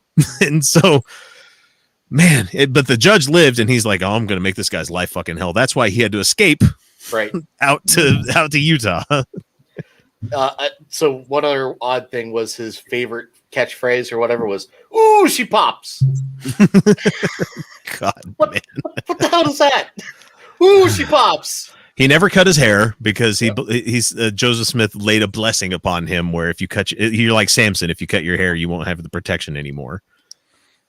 That's why he got out of so much shit. It was a little. Nope, that's bad for contraception. By the way, that's bad. That's bad policy. So it was Lilburn Boggs. I'm looking at the bio here for the guy that got shot. He was the governor of Missouri who had signed the executive order on the in 1838, known as the Extermination Order, which kicked Mormons out of Missouri. So Order 66. Essentially. Well, it's like anywhere they set up shop, like people tended to get along with them, but they overrode like elections in the area because everybody was voting for whoever was the person that they said to vote for, kind of like Baptists for a while there, in the United States. And oh man, he was a real shitbag. And he was one of the leaders of what's called the Danites or Danites, if you want to call them. I can't remember which pronunciation it is, but they were the paramilitary wing of the LDS Church. Like, they were the Proud Boys before the Proud Boys were a thing. They would start shit and then they would end it violently. Whoa. Okay, well, yeah. Gregory is great. Wouldn't they be called the Levites, though? I mean, the Danites. I mean, weren't they? Wasn't the tribe of Dan almost wiped out by the other tribes, as I recall? Oh, you're thinking of the Nephites and the Lamanites. Yeah. Okay. Yeah. Those names make sense. To keep track of all the ites. Right. So let me push back here. Oh, don't read the Book of Mormon unless you want your fucking head to explode with some of the names that they have in there. It's just they believe the LDS Church, and this is just a little bit of side commentary here. They believe that the Garden of Eden is actually in Missouri. In Missouri, yeah. Yep. Branson. That's why Branson's in Missouri. No, not Branson. It's Adam on Andi or whatever the hell it's called. It belongs currently to the Church of Christ, which I don't know if they're still the same, if they're still called that anymore. But it's what I grew up in, man. Oh. That's the offshoot from the LDS Church, isn't it? Where they went by. No, I didn't know that. I think. Let me check real quick. I want to make sure I'm right. The Church of Christ is kind of like the less vocal Westboro Baptist Church. Kind of, yeah. So, but I got to push back, man, because you can't compare the Proud Boys to something that actually is legit. Okay. Yeah, these guys. You know okay, I mean? Proud Boys haven't literally murdered anybody yet, but the Danites fucking did. Proud Boys are just pussies. They're all talk. They're fucking. They're fucking bitches. LARPers, is what it is. They're bitches. LARPers. I don't think I've ever heard them described as LARPers. That's fucking brilliant. So, are they LARPing brown shirts? Is that? Do I hear this correctly? Well, except yellow and chickens and fucking Fred Perry polos. Like, you guys know Fred Perry's gay, right? You're and you get your name Proud Boy. You got your name Proud Boy from the fucking Aladdin musical, where it's a song called "Proud of Your Boy," and it's like show tunes, Fred Perry, giant cocks on your shirt. Like, could you be any less? Could you be more gay, please? Proud Boys, can you be more gay? I don't think McGinnis is straight himself, is he? Well, no, McGinnis shoved a butt plug up his ass on camera to own the libs, apparently, and he pissed in his own cornflakes and ate it on air too, because that triggers the libs, apparently. I don't know. That was a setup for the dunk right here. It triggers me to laugh my ass off at him. Like, what the fuck is wrong? I hate the fact that I have to know this shit, though. That's the problem. Yeah. You know what? And you know what? The other thing is, that he really did was, he let 8 guys run a train on him, and you know what? That really showed everybody. Okay, that really showed everybody else. Okay, that's how he owned them, really, man. So the butt plug was just a start. He needs the Urantia book. I'm not gay, and I'm going to show you how not gay I am by sucking this cock. You know, this is the true scripture right here. The Urantia book. The Urantia book. Yeah. Yeah, that's an interesting prop there you got, Neil. It's the actual Urantia book. No, I'm just saying. I remember you talking about it on the air with somebody else. I can't remember. Yes. It's basically Jesus in space with other light beings and some galactic federation shit. It's bizarre. It's written by some dude in like 1952, I think. That's probably closer to the truth than most other. When you hold up a book like that, Neil, I think, are all those just rolling papers in there? Yeah, they are actually. Yes, the paper that they use is very much like these zigzags. Yeah, but it'd probably taste terrible, though. It's probably chemically treated. It's not probably nice. It's probably way too bleached. And hey, sometimes you got to do what you got to do, man. You know. No, you get an apple like everybody else. You know. Apparently, there's central and super universes. Yep. Okay. Are we talking about the MCU with the different timelines? Because that's how I feel like we're like flowing into that. I don't know. The original start was a long time ago in a galaxy far, far away, right? So. Well, they have magic in here. They have totemism, magic, magical charms, practice of magic. Yeah, it's very, very interesting. Hey, speaking of South Park, you guys were talking earlier. I just got this little fucker in the mail the other day. When they did the Christian band. Yeah. Nice. That's nice. Oh, no way. I just saw that episode. Come in my ass, Jesus. That's classic. He just replaced baby with Jesus, you know. That's it. If he only did Whole Lotta Love, that would have been great, you know. So.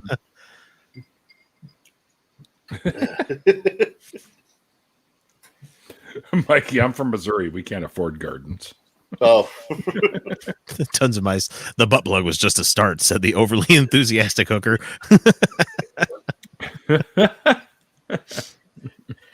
Yeah, actually, you're familiar with Tons of Mice because you've been. Oh, yeah.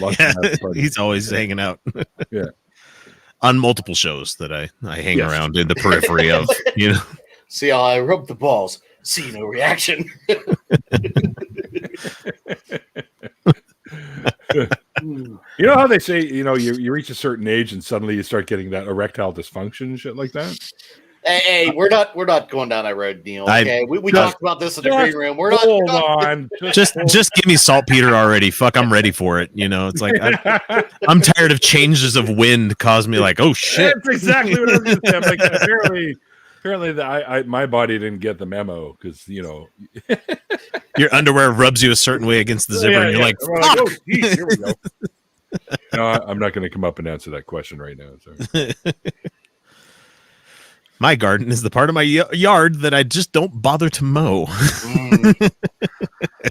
It's because there's concrete there. I can't go over that fucking thing. Well, you can, but it's useless. It's pointless. They say actually, my bartender poured me a very strong drink. Oh. Uh-oh. Who's the bartender? Me. Oh, okay. They say actually, if you leave a part of your backyard with the lawn, like if you end up just mow like a certain area where you know you're going to be, you've got like a gazebo or some shit set up in there, and the rest of it, let it grow long because they say that will actually attract pollinators if you do that into the area. Yeah. Really? Yep. Oh. So let some grow into this wild grass field, and you'll attract pollinators. Did not know that. There you go. Wow, love it. That's great. Just one sec. That's great. You're fine. Awesome. Oh, that's fucking brilliant. Pissed off possum. I actually came face to face. I was living out in Tawasin, which is a little city here, just close to the border to Point Roberts, U.S., which is part of the U.S. that's actually not on the mainland. It's attached to Canada, and it's just this little piece that sticks out. But the 49th parallel or whatever goes through it. So I always used to go down there for cheap gas and whatnot. But anyways, I was going out for a smoke, and there's this fence right there, and actually Brent Seabrook of the Chicago Blackhawks lives there. Lives right next door to where I used to live. Yeah, I used to talk to him once in a while. Cool. Before he was. Yeah, I think so. Yeah. Yeah. Okay. Yeah. It's always hockey. I knew that there'd be. I should really work on my hockey knowledge on this show, especially since you're in Boston, of all things. Yeah. Bruins, one of the original six. You should know a little bit. Yeah. Anyway, so I go for have a smoke, and one night I went out there, and there's this fucking possum, just like that one there, sitting on the fucking fence. Just sitting there, and I walk right up to it, and it's just looking at me. I'm looking at it. They're not really all that scared of people. They don't really climb away right away. And I just sat there, and I'm having this conversation with this possum. It's not really talking or anything. It's not really making any noise. And about 2 minutes into it, I'm just sitting there having a smoke, a little bit of a doobie. It just fucking walks away. I'm done with this human. And just walks away. I'm like, holy fuck. And it climbed down the fence and went there, and about 2.5 months later, I'm pretty sure it was the same one, because the only one I ever really saw around there, it had a litter. So it had 3 little baby possums following it, which were when they're small, they're adorable. Yeah. They're cute as fuck. Cats meet rice kind of mice kind of thing. So yeah, kind of, yeah. Mikey, got a light? Yeah. Yeah, they're not scared of people. They'll hang right out with you if you're sitting there. It was literally about 3.5 feet away from me on the fences, us having a smoke and a bit of a doobie. I'm just like, hey, little possum, what's going on? I was going to say, you can raise them to be decent pets. I've known people that have had possums. So yep. Just like raccoons, you have to realize they're wild still. You know. Yeah. Have you seen the YouTube video, the channel of the dude giving raccoons the hot dogs? Hot dogs, yes. He's like living his best life. He's like giving like a crew of raccoons just hot dogs. He's planning a heist somewhere. Oh yeah. He's going to teach those raccoons to steal cock wherever he goes. What I'm curious about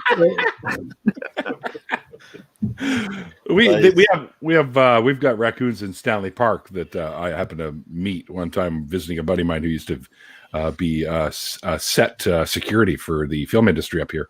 He still is. He's actually now the captain of it all. And he was watching this one by the Vancouver Yacht Club, which is right just on the front area of Stanley Park. And this raccoon came out and he's sitting up on his legs and and Todd was like, yeah, he comes out here all the time. He's looking for handouts. And I happen to have a bag of Doritos. So I'm giving him and it happened to be the what do you call it? The spicy sweet ones or whatever the fuck they are. I know which ones you're talking about. The purple bag. Yeah, that's got they're hot but sweet or whatever. And I give him one of those, and he starts eating it. And he's like, whoop, chucked it aside. He's like, give me a different one. so we had the plain. I guess it was too much for him, but he had the plain Lay's chips, so we started giving him the chips, and he's just hanging out with us, eating chips with us. And I poured a little bit of Dr. Pepper into. I guess Todd had ordered some food to the location, and he had one of those little dip cup things, with the little plastic ones. So I poured some Dr. Pepper in there, and he drank the whole thing. Wow. He picked it up and drank it like a person. It was hilarious. They're fun to watch like that. Well, not like he actually picked it up though, right? But yeah. And we ran out of food. He went away. He was only in it for the food. Very transactional.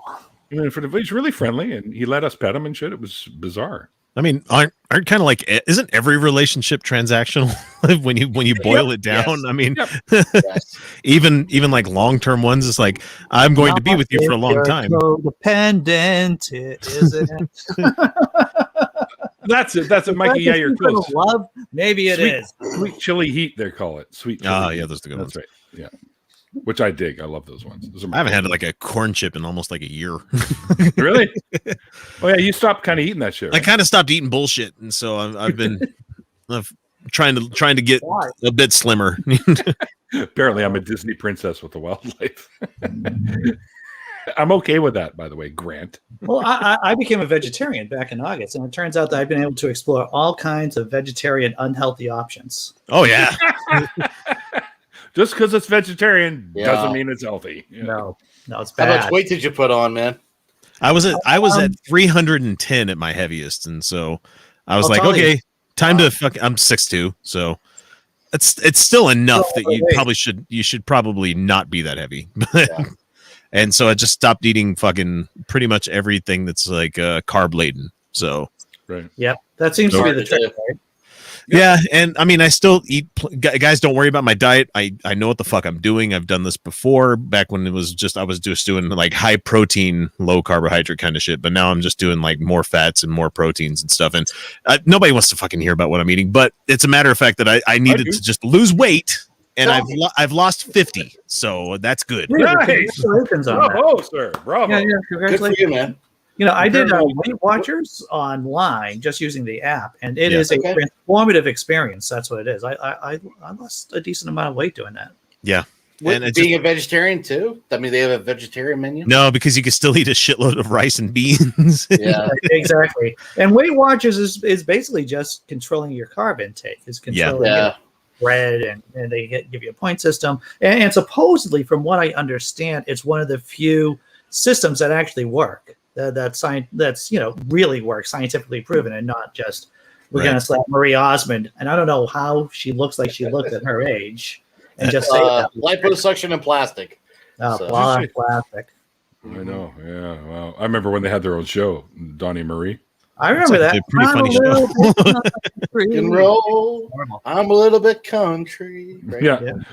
Man, I had such a crush on her as a kid.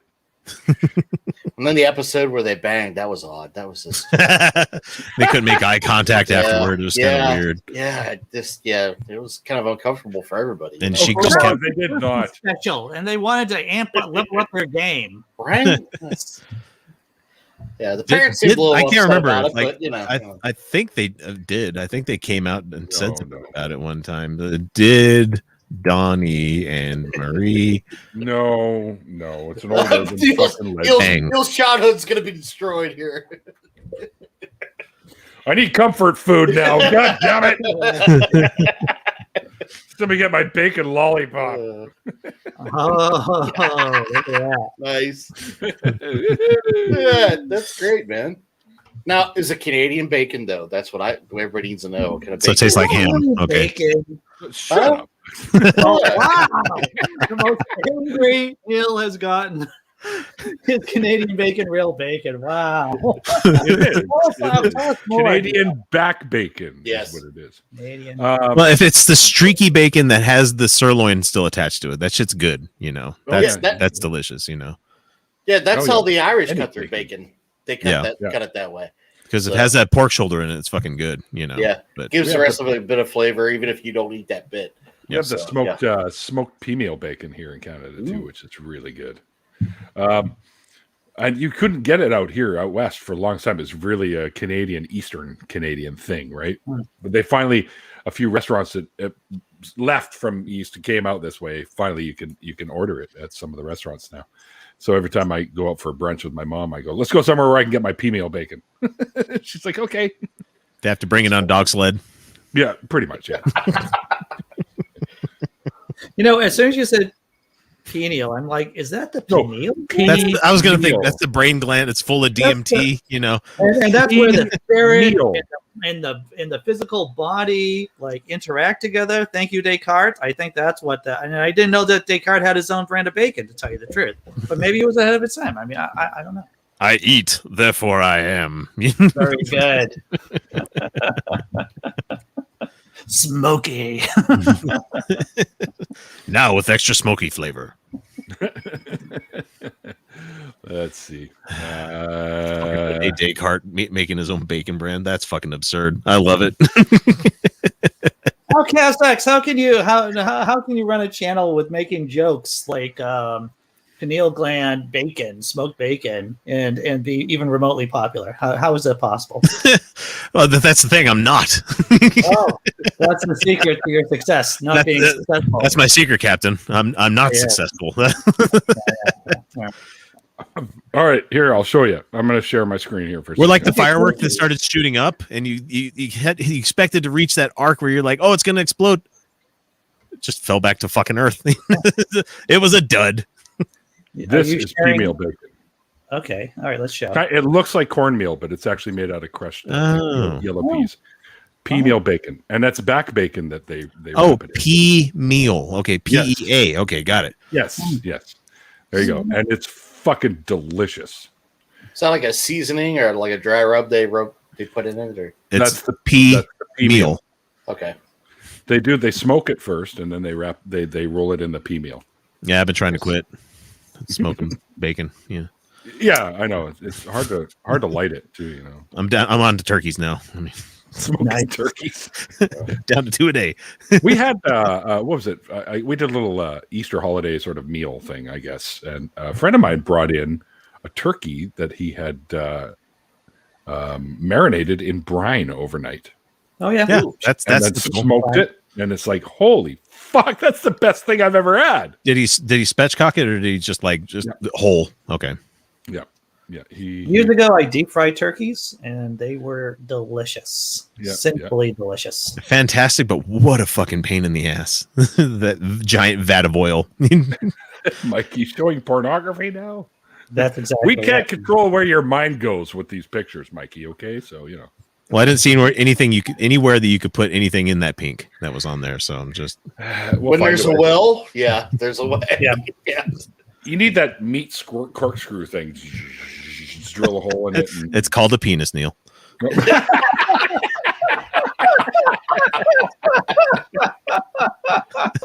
Very good, sir. Very good. Touche.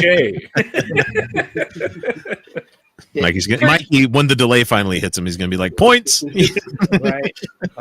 Do we need to revisit that whole erectile dysfunctional thing to clarify there? Yeah, that's how this whole thing fucking started. I think. Need some butter? You need me to spread some butter on that toast? I can do that real quick. Need some mayonnaise? I mean, hands free. Nice. Hands free. Oh man. Some of the places these conversations go just never fucking ceases to surprise me these days. Not sorry.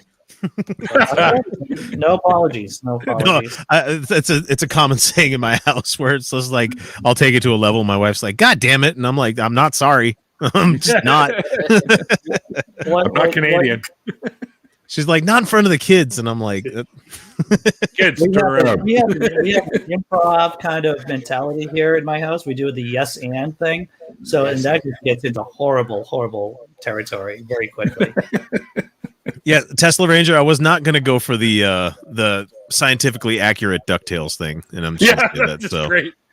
I just told a bunch of people on the last stream I was on that we had on my after party. I told people to go check that out. The anatomically correct. They got the Turtles, Teenage Mutant Ninja Turtles. Yeah, any of the scientifically accurate like Spider-Man and shit. Spider-Man, yeah. So fucking funny, man. Yikes. They had a character like that on Venture Brothers where he was a Spider-Man, but the webbing would come out of his ass. Yep. Venture Brothers was great. I missed that show. Yeah, they finally fucking canceled it after however many years. 11, 12, assholes. 11, 12 years? Yeah. That's such a good show. What's the best show on TV right now? What do you think? What's TV? Yeah, okay. Yeah, I don't really. I just watch whatever I want to watch. I've got that. What do you call it? Roku shit. So I right. Me too. I got all that shit, and I just pick and choose. What's the best streaming? I don't know. Invincible. I've yet to watch it. Fucking great. You've yet to watch it. Man. The first episode and the 8th episode have moments where you're just like, "That's why I'm watching this." That's right. That's why I'm watching this. So tell me about Invincible because I haven't seen it. Just picture Superman has a kid, but it's like how realistic it would be that has somebody that's completely OP like that, overpowered, where if you got punched by somebody like that, what it would do to you anatomically, Yeah, I played Marvel Superheroes as a role-playing game when I was a kid. But it's one of those things where it's like nobody. You realize that like with all these godlike power kind of people, like in the comic book movies that we watch, it would be a lot more violent, and that's what Invincible kind of does. Is it brings it back to like if you get punched hard enough, your fucking head will explode. Just the physics alone. It's like physics. You see the movies. It's like even when Superman rises up. Flies up to catch someone falling from a building. They would be dead if he caught them, unless he matched the velocity. There's a lot of hard science when it comes to like motion and inertia in Invincible. Like especially the last episode, without giving it away to anybody, the superhero tries to save somebody from something and ends up accidentally like ripping an arm off. Sure. Yeah. Like, oh shit, whoops, my bad. Yeah. There's a lot of people dying in this show. Okay, it's fucking violent, man. Yeah. Especially if you watch the first episode, don't like go away when you think the credits are starting. Just keep watching because every episode it goes places, man. Goes places. So it's like an animated version of The Boys, kind of. Okay, so this came out before The Boys happened, like in the comics world, and so.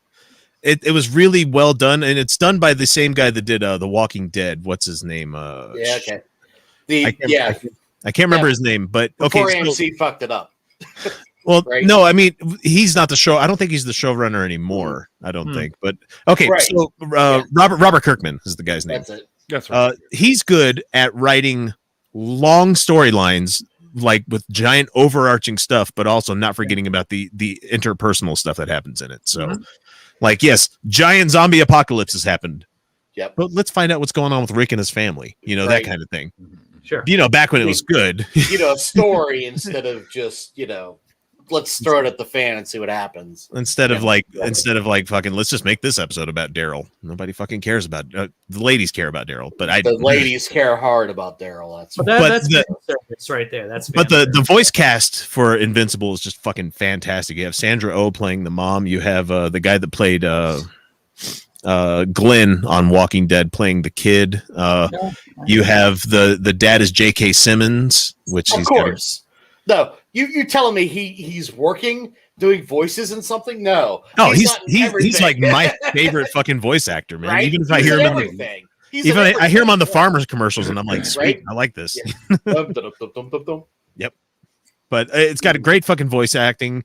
It was kind of low budget for a handful of episodes where it's just like the animation just kind of like freeze framed kind of animation kind of stuff where you see where they cut budget, but like they've been already approved for 2 more seasons. So wow. Nice. it's good shit. So go watch that. Cool. Yeah, I think we have some kind of incel who wants to tell us about Jesus in the chat.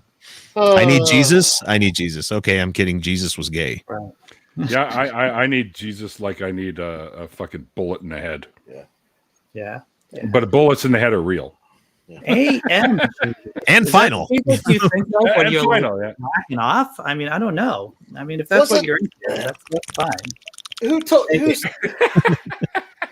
So I want to say it was one of you guys, but I'm sure I'm wrong, or at least you guys could correct me. Who was it said that there's a translation or something about the whole washing of the feet that actually it's washing dicks. Yeah, exactly.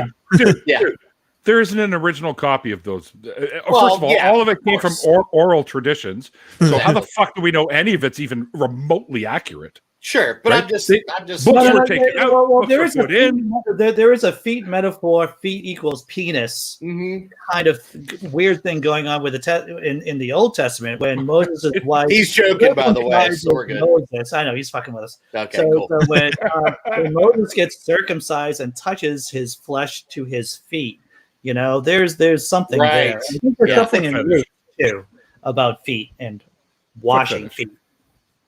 Yeah, feet back then would have been fucking nasty too. Let's just put it that way. Even yeah, gross.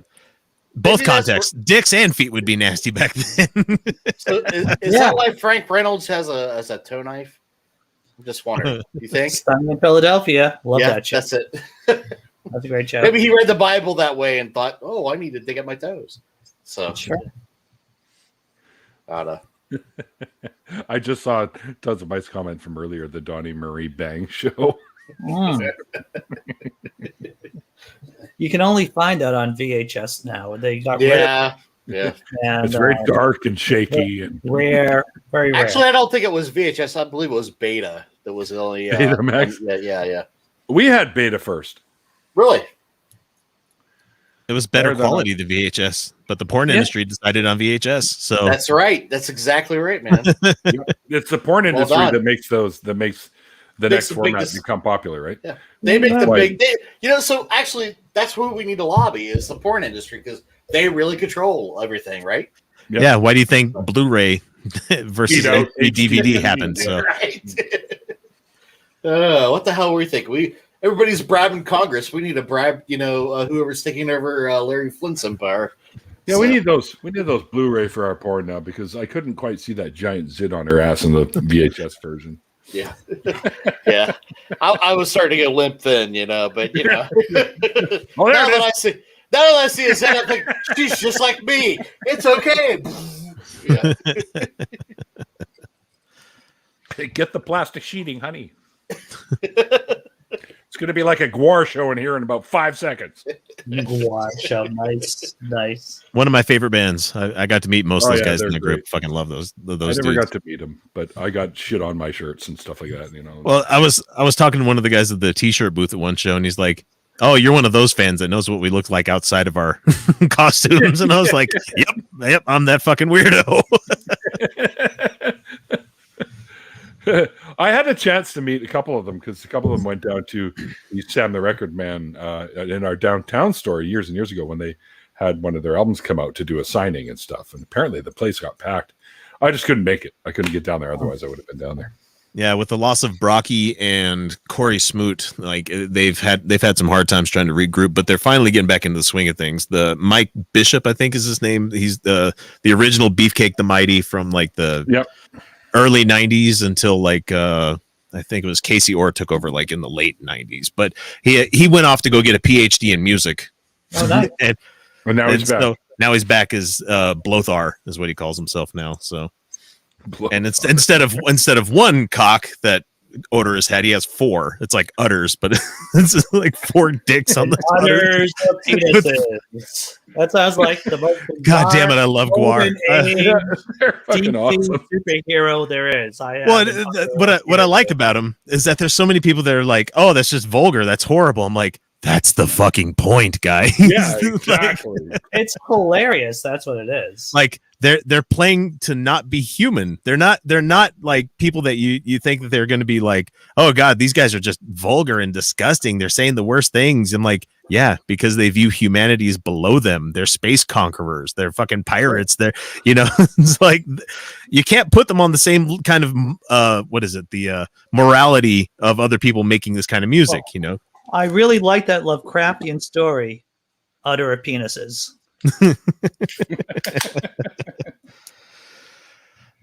But you can hold Lovecraft to fucking standards, that racist old asshole.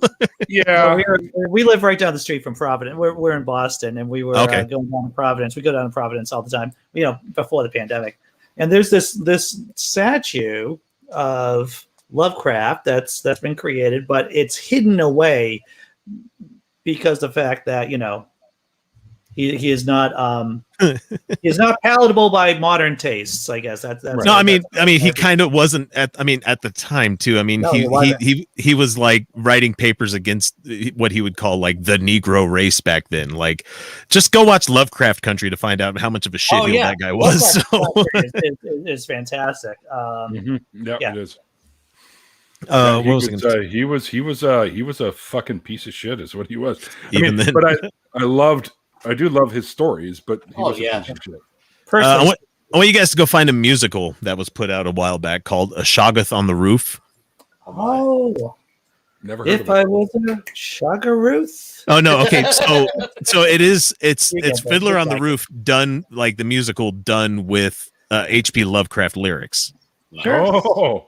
And so instead of If I Was a Rich Man, if I Was a Deep One, nice. One of the undersea beings, that. Right. So I heard the defense of instead of tradition, it's Cthulhu, tentacles. You guys weigh in and correct me. Well, not correct me, correct them. I watched a documentary on him a while back. I think it was on Amazon. And yeah, and they try to base some people. I can't remember who said it. Was trying to defend him and saying, "Well, he really wasn't racist. He was xenophobic." Am I saying right? He was racist, but it, once again, it comes down to, and I've used this example before. Sure, I like Caravaggio's paintings, right? Mm-hmm. Caravaggio was a horrible human being. Mm-hmm. But I can now go to the Museum of Fine Arts and enjoy Caravaggio's painting because there's centuries between me and Caravaggio and the crappy things that he did. It's still too soon for Lovecraft, I guess. It's still too soon. At least to publicly say it. Sure. Give him a century or two. and people will be able to differentiate the art from the person. Yeah, it's like right now I'm having a hard time because there was a lot of Marilyn Manson shit that I really liked. And now it's come out like, man, you're a terrible person. Like, Joss Whedon, all those people who are really talented, Louis C.K., who was arguably he was a great comedian, but he had to put his dick out in front of people. It's like, what are you doing, man? Why? Because comedians are insane, obviously. Yeah, if he had only dropped bombs on unarmed civilians and and had drone strikes at weddings, it would be okay. No, but that's okay. He gave a candy to Michelle Obama because she had a cough or something. Right? Yeah. That makes him a normal. He does paintings now. So I was actually talking about Obama too. So I know what you're there's doing. that too. I know what Okay. you're doing there, Seamus. I saw Yeah. Well, I mean, Raytheon, the company that loves to kill you. Right. We're the smarties over here. Did you guys see that the CIA is now intersectional? Did you guys see that video? God, no. Seriously? Oh, there's a video. It's so awful. It's so awful. They have this woman who basically, whoever wrote the dialogue for this ungodly PSA, ungodly. What a great name, right? On the Atheist show. Good job, James. So, anyways, it's like they just looked up, they Googled woke verbology and just like started plugging it in and said, yeah, that works. Because like so it's like the PC language generator back in the day. So exactly, yeah, and it's I'm a woman of color, but don't judge me by that, But then she's like dropping all these other things about, well, of course I am this way, of course I can speak multiple languages, but don't forget I'm a woman of color. But don't mention that, doing all the virtue signaling and all this, and the CIA picked me not because of my race and gender. Did you just think that now?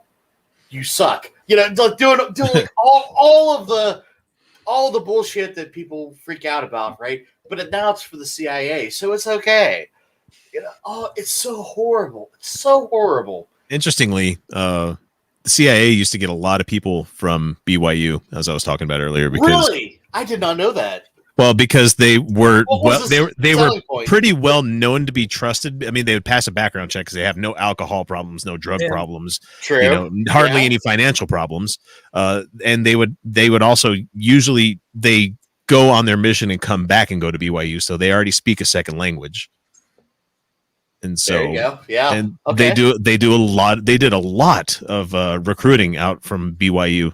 I've gone to a career fair out there with my current group that I work for, and yep, CIA is fucking sitting there handing out applications. It's like, it's just crazy. Yeah, I just want to talk about or speak to Tons of Mike's comment is that sure. You can't understand Stephen King without understanding Lovecraft, especially a short story. Of course, influences. And so even though Lovecraft's material may or may not be overrated, his influence amongst writers cannot be underrated. It can't be measured. He Barker mentioned him too. Oh yeah, big time. Yeah. When are we going to get a movie version of Weave World? Come on, I want that. Yeah. They've actually done a few Barker movies. Hellraiser. They did a video game of Jericho, which I don't think it was a story. I think he just wrote that one. Nightbreed. Do Books of Blood. I want to do all the stories of the Books of Blood. Oh, don't go back and watch it. It's fucking terrible, man. It's great though. The makeup's great. Yes, the makeup is great. But what a bad movie, man. Just go watch the MST3K ripping on that one. That's a pretty good one. That's a good one too, yeah. Well, gentlemen, I have to taking his face off with his I have to have a heart out because I got to go get the kids, like I was saying. Thanks for having me on, Andy. I appreciate it. Neil, thanks for inviting me as well. Seamus, you're cool. Hey, nice meeting you. Thanks. We all made some friends. Do I get a merit badge now? I don't know. Well, if you guys ever want to stay up late and come on Utah Outcast, let me know. So awesome. We're always in the need for somebody to show up, and we'll be starting next week live in studio because I've had to pay Comcast a fucking arm and a leg to get business internet. So yay, that's fun. Nice. So sorry to hear that. Yeah, well, fuck it. It was either that or CenturyLink. And CenturyLink didn't work because my upspeed was like 1.5 meg per second. Oh, fuck that. It was capped too. Like it was like governed. Like I was watching the fucking upload and it was like just straight across. I'm like, you cheap bastards. Comcast better. Fucking nickel and diming me. Yeah, that's crazy. All right, guys, I'm getting out of here. Have a good week. We'll see you next time. Bye, everyone.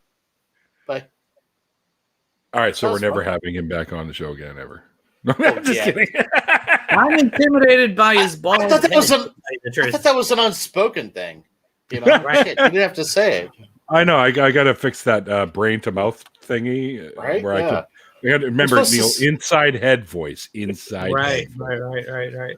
No, X is great. X and I've become pretty good friends over the past few years. So, yeah, that's got to be rough for him, man. That's rough. It is, and I keep apologizing because I'm Canadian and stuff. But yeah, X is great. I've been on the Outcasts a few times. I've had all of them on the show, plus some of their fans, like that are on some of the shows. Like I've had them come on as well. So yeah, it's really cool. Okay, he's gone. Let's talk about him, Mikey. What? Mikey. Okay, he's gone. Let's talk. Oh yeah, right. Nice. So I think I might take him up and actually jump on the show later. Maybe. I there's something else I can do too, but we'll see what happens. Hey, tons of mice. I only watched the John McWhorter bit from Bill Maher, so I don't. If there's more to it, I haven't watched. I haven't watched Bill Maher in a long time.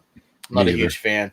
So I did want to see the McWhorter bit to see what the deal was, because I knew my brother from another mother, John, was gonna have something to say about that. So I figured I better see that. So and it was good. I like John McWhorter, but I don't agree with everything he says.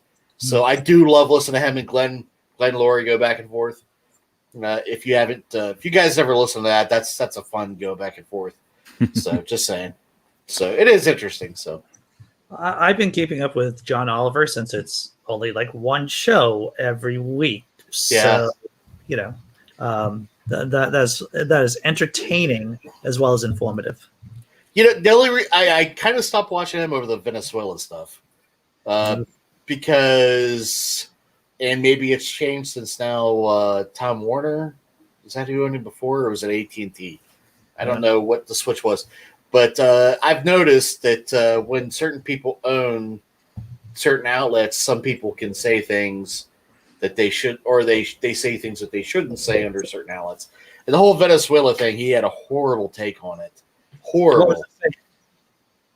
Basically, the starting line that this whole idea was that the guy that wasn't voted in power is in fact the de facto, the guy that the social media made the de facto, as opposed to what the people elected, and not realizing that actually the minorities, the impoverished people voted for this guy.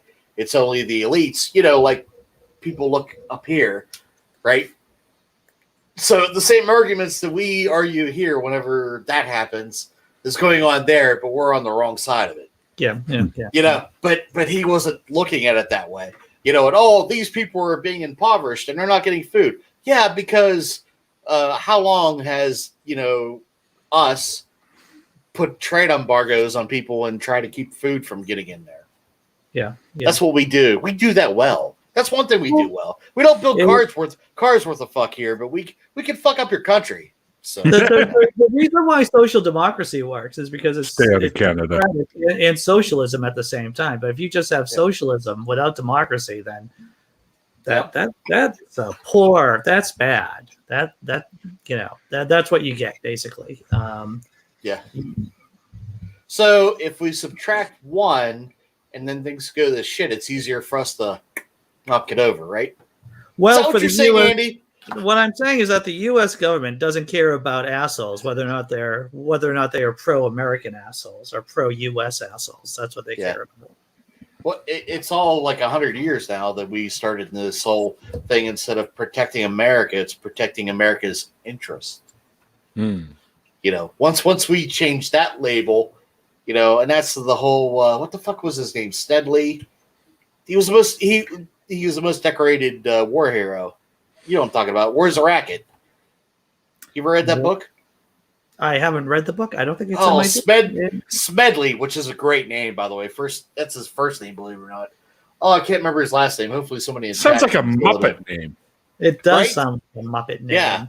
Yeah. He also led the because all the fuckers that poor fucks that went to World War I didn't get paid for their time over there, didn't get their extra pay and all this other stuff. So they actually laid out on the White House lawn and started So after World War I, I mean, the thing is, right, when you have a bunch of people who are in the military right after a major conflict like World War I. And let me tell you, World War I here in the States was not as what it was over there in Britain or France.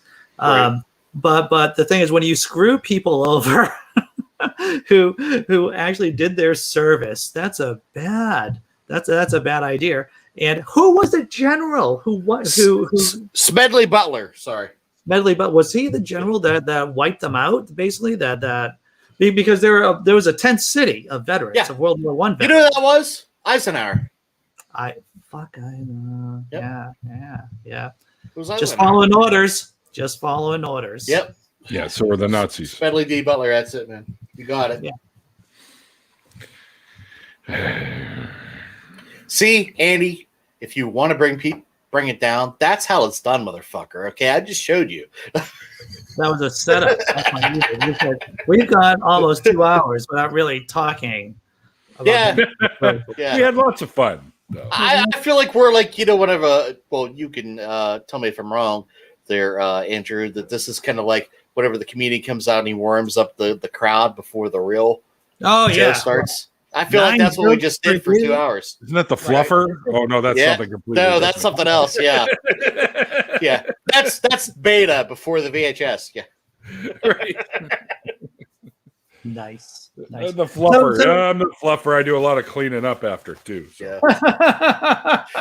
God, that's got to be rough, man. I mean, again, another Sunny reference was whenever Charlie's birthday, right? Remember that episode? And him and Frank are in the sauna, and they go to leave, and the guy's like, "Dude, I'm just here to clean up the loads."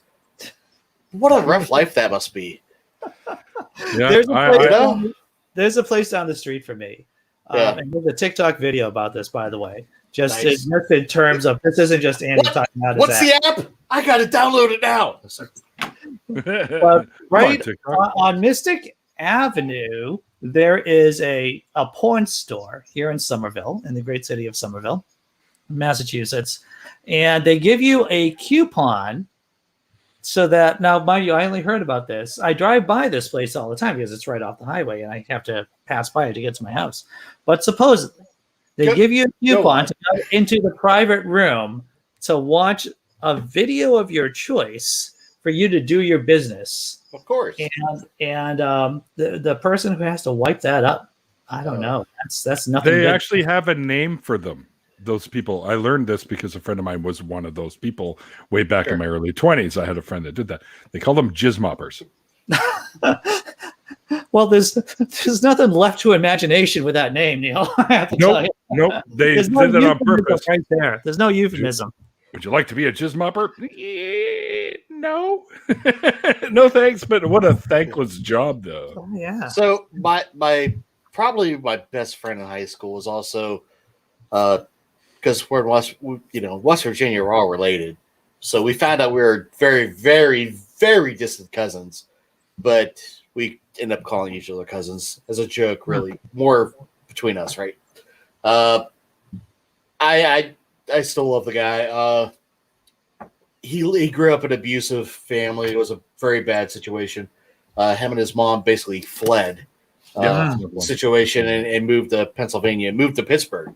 And whenever he turned 21, me and a couple other friends of ours made a point to drive to Pittsburgh, and we took him to a strip club. Okay.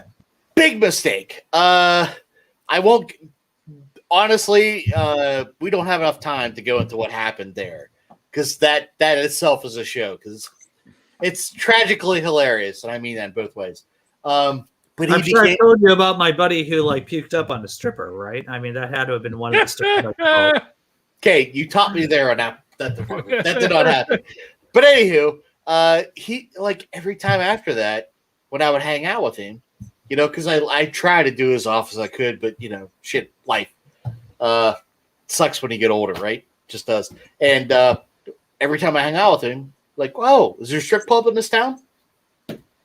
We're going to strip. I mean, honestly, now look, I like tits, I like ass. I'm not saying I don't like to see it, but going to a strip club, I mean, I know what it's about, right? Yeah. They want the money. That's what it is. Remember though, when you go into a strip club and Yeah. you're sitting really close to the stage, you need 2 coasters, one for under the glass and one for on top of the glass. Because when they throw that blanket down, who knows how many pubic hairs end up flying into your ear, right? So you need 2 coasters. You need one for the top and one for the bottom. Little lesson. Again, that's why we watch this show, everybody, because the PSAs. Things I learned today. They have They have a job called Jizz Moppers, and always use 2 coasters if you're sitting in gynecology row at the strip club. Yeah. Nice. But that's like every time we hung out, that's what he'd want to do. And I was like, dude, I don't want to do this anymore. So I have 2 stories. If we have time, I'll tell one. You tell me if you want the other. You have 30 seconds.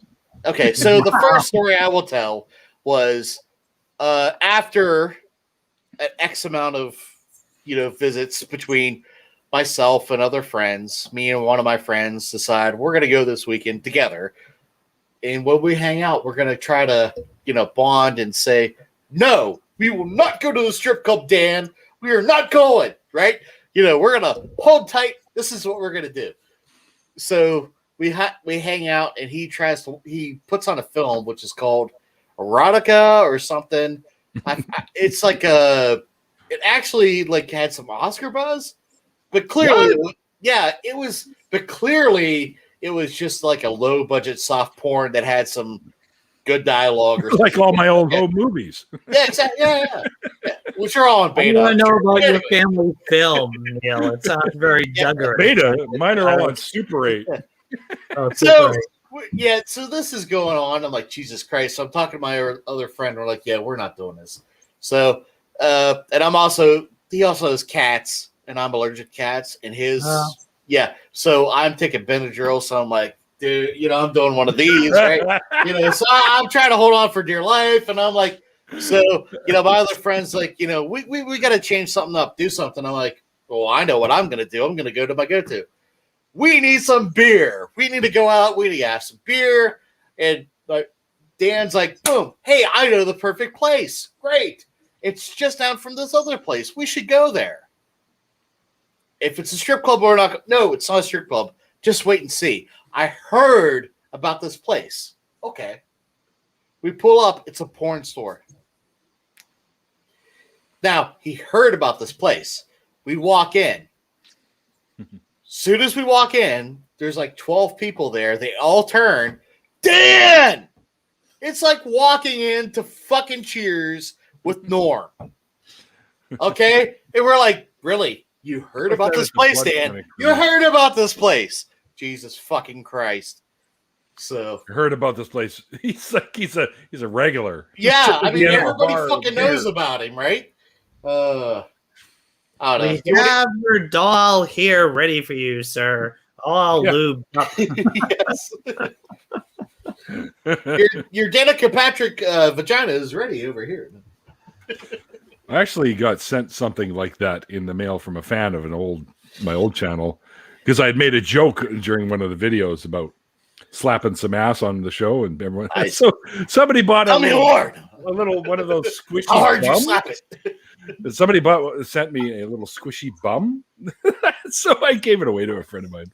But I'm pretty sure with the right tools, you could make it doable. We'll put it that way. But it was just a butt with squishy little butt, so you could slap it and do the slap that ass thing, right? But I ended up giving it to a friend of mine who pretty much used it for exactly that reason.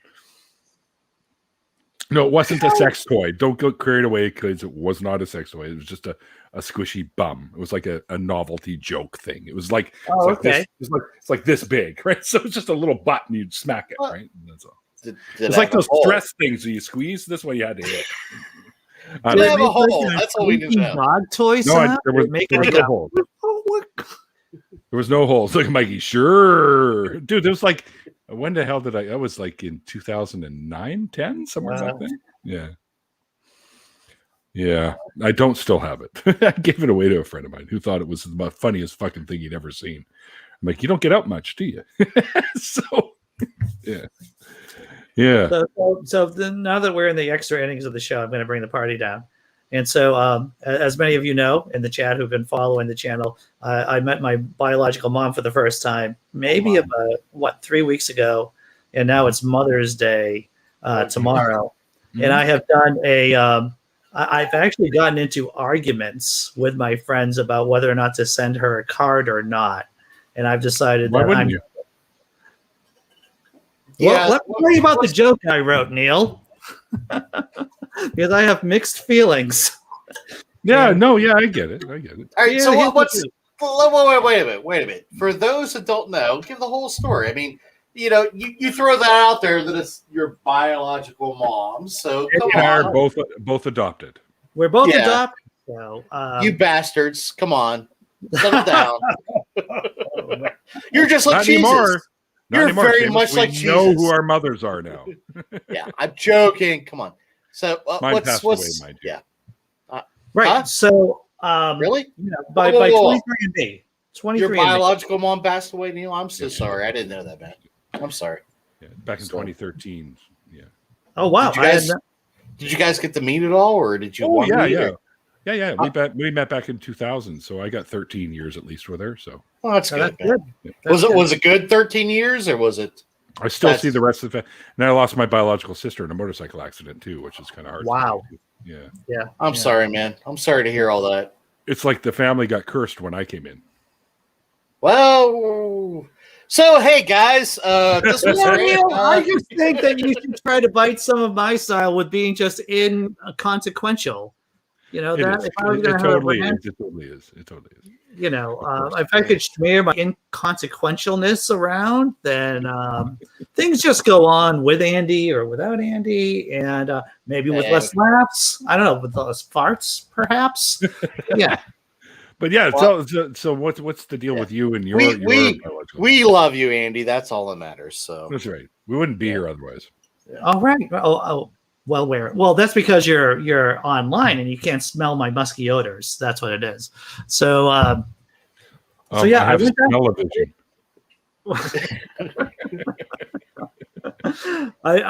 Can you describe those odors, please?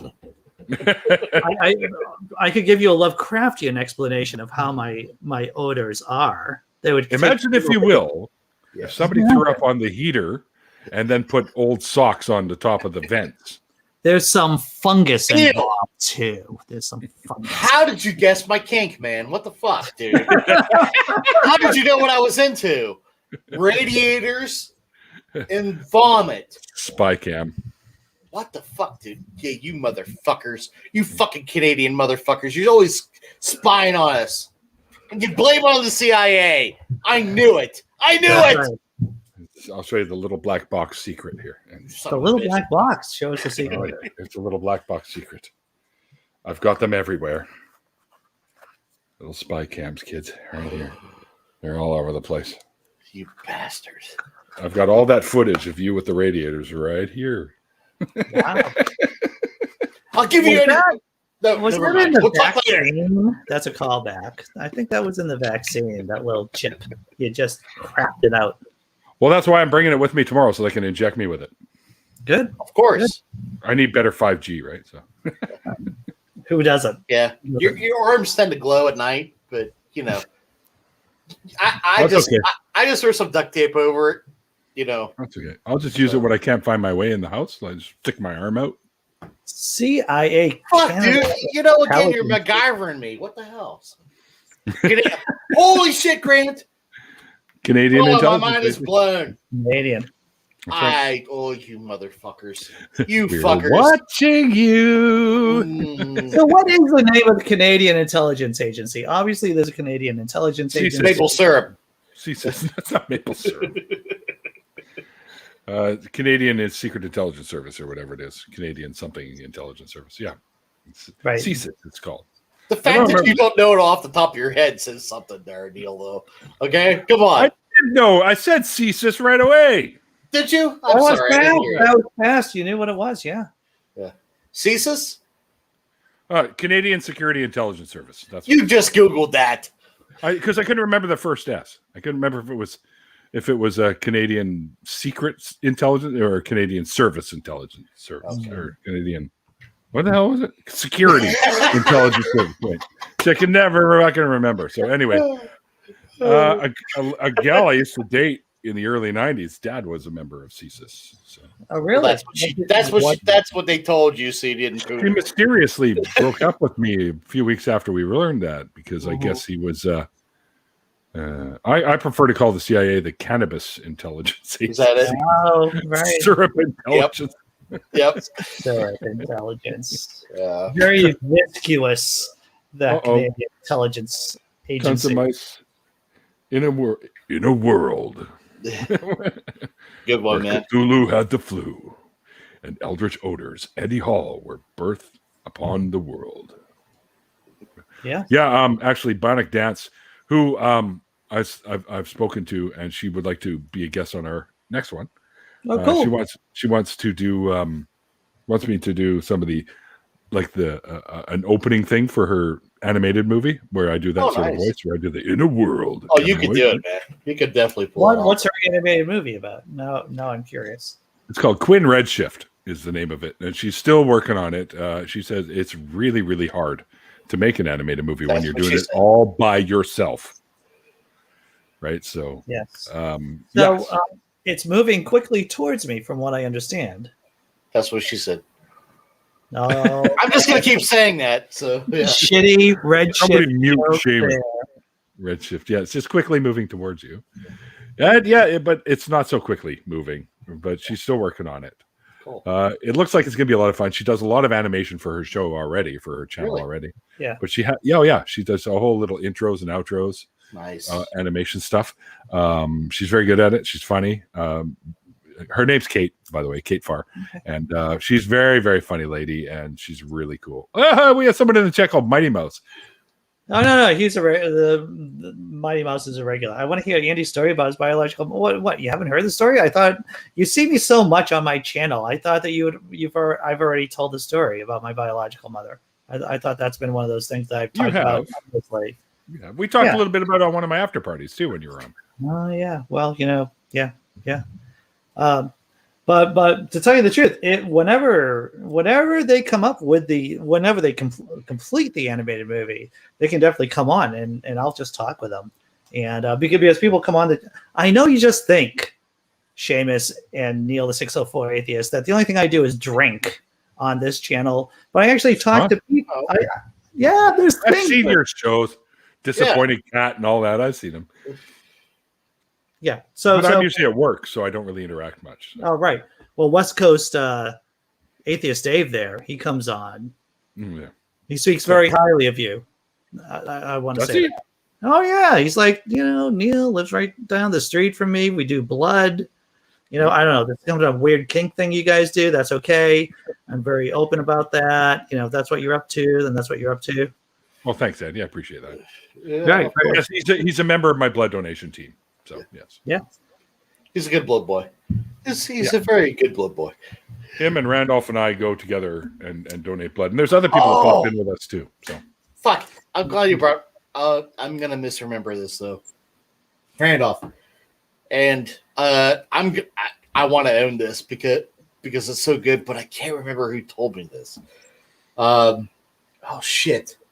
So I had a conversation with one of our other folks in the community, and I don't even know how Randolph's name came up, and he was, that fucker. He's like the Argyle sweater wearing motherfucker with in the never seen him in an Argyle sweater. Yeah, he's like, in his grandmother's basement that nobody wants to trust or something. He said along the lines of that, and I was like, what? He was like, oh yeah, he's vicious, but just nobody sees it coming. I'm like, what? Oh, for fuck! It wasn't Jim. I like my first impression was it Jimmy that said that? It wasn't Jimmy Lou. No, it wasn't Jimmy because Jimmy Lou. Yeah, he's a funny but guy. I was like, oh, he's great. But goddamn, I can't remember who said that now, and it's gonna drive me nuts. So whoever said that, I hope they heard this. I've never seen him in an Argyle sweater. It's his basement, not his grandma's. Because he owns the house. Yeah, well, exactly. well, Argyle is Scott, isn't it? I mean, that's a Scottish. I have an Argyle sweater, actually. It's Scottish or Irish. It's one of the two or both. I should know that. It's from the area. It's real Gaelic. It's Scottish. Both That's what it is. Scottish? Oh. Oh, all right then. Oh, I got to do this. Wait a minute. Oh, that way. sound like groundskeeper Willie. That's right. Oh, So boy. thank you. The shinning. Not the shining. It's the shinning The shitting. That's on right. your bike, laddie. Yeah, that was a great episode. So thank you, Grand Farmer, for reminding me that Red Shift is actually going away. Going away. Blue shift is closer. Yes. Yeah. Deep, man, deep. Yeah, so I decided that I'm going to actually make a phone call to my biological mom Okay. tomorrow. Where's she at? Is she close to you at all, or? North Carolina. Okay, so it's not even a geographical question. So it's just whether or not you want to make nice, right? Well, it has been something that I have been working through. I've been working through it, and so definitely. Talk to me, man. Come on, let's do this. This session house. Well, my joke is that I drove down to see my mom in North Carolina, and guess what? Post COVID. No birthday presents. Really? There should be like 50 odd of them there, right? There should be. And let me tell you, that's just the beginning of that's just the beginning of my 5-minute bit I'm orchestrating about my interacting with my biological mom for the first time. That's good. Keep going with that. That's funny. So, but, I mean, other than that, with the comedy aside, like, do you at least get along with her a little bit? Oh yeah. Okay. Yeah. We dedefinitely get along. And did she explain why she put you up for adoption? My parents did. They told me why. So, all right, yeah. She was involved with somebody else than the person she should have been with. Right, And, your father, your biological father. Yeah, and so she decided to, and this comes into another joke, by the way, because I can only, I'm like Jesus of shitty jokes, to tell you the truth. I only speak in parables. And my Mother's Day card would be on the front. It would be "Thank you, Mom," and then you open it up and you see the inside, and it would be for me renting out your uterus. And this is a callback, by the way. Seamus and I were hanging out before the show, and I said, "Hey, I have this joke, and I didn't want to drop it." Yes, too early. that is fantastic. Oh my goodness! I think my child will enjoy that joke because that kind of was appropriate. So not to steal your thunder. I didn't fucking snort at my own joke, but I just did. I'm sorry. It was the first time I told it. That's awesome. Thanks for letting me rent out your uterus.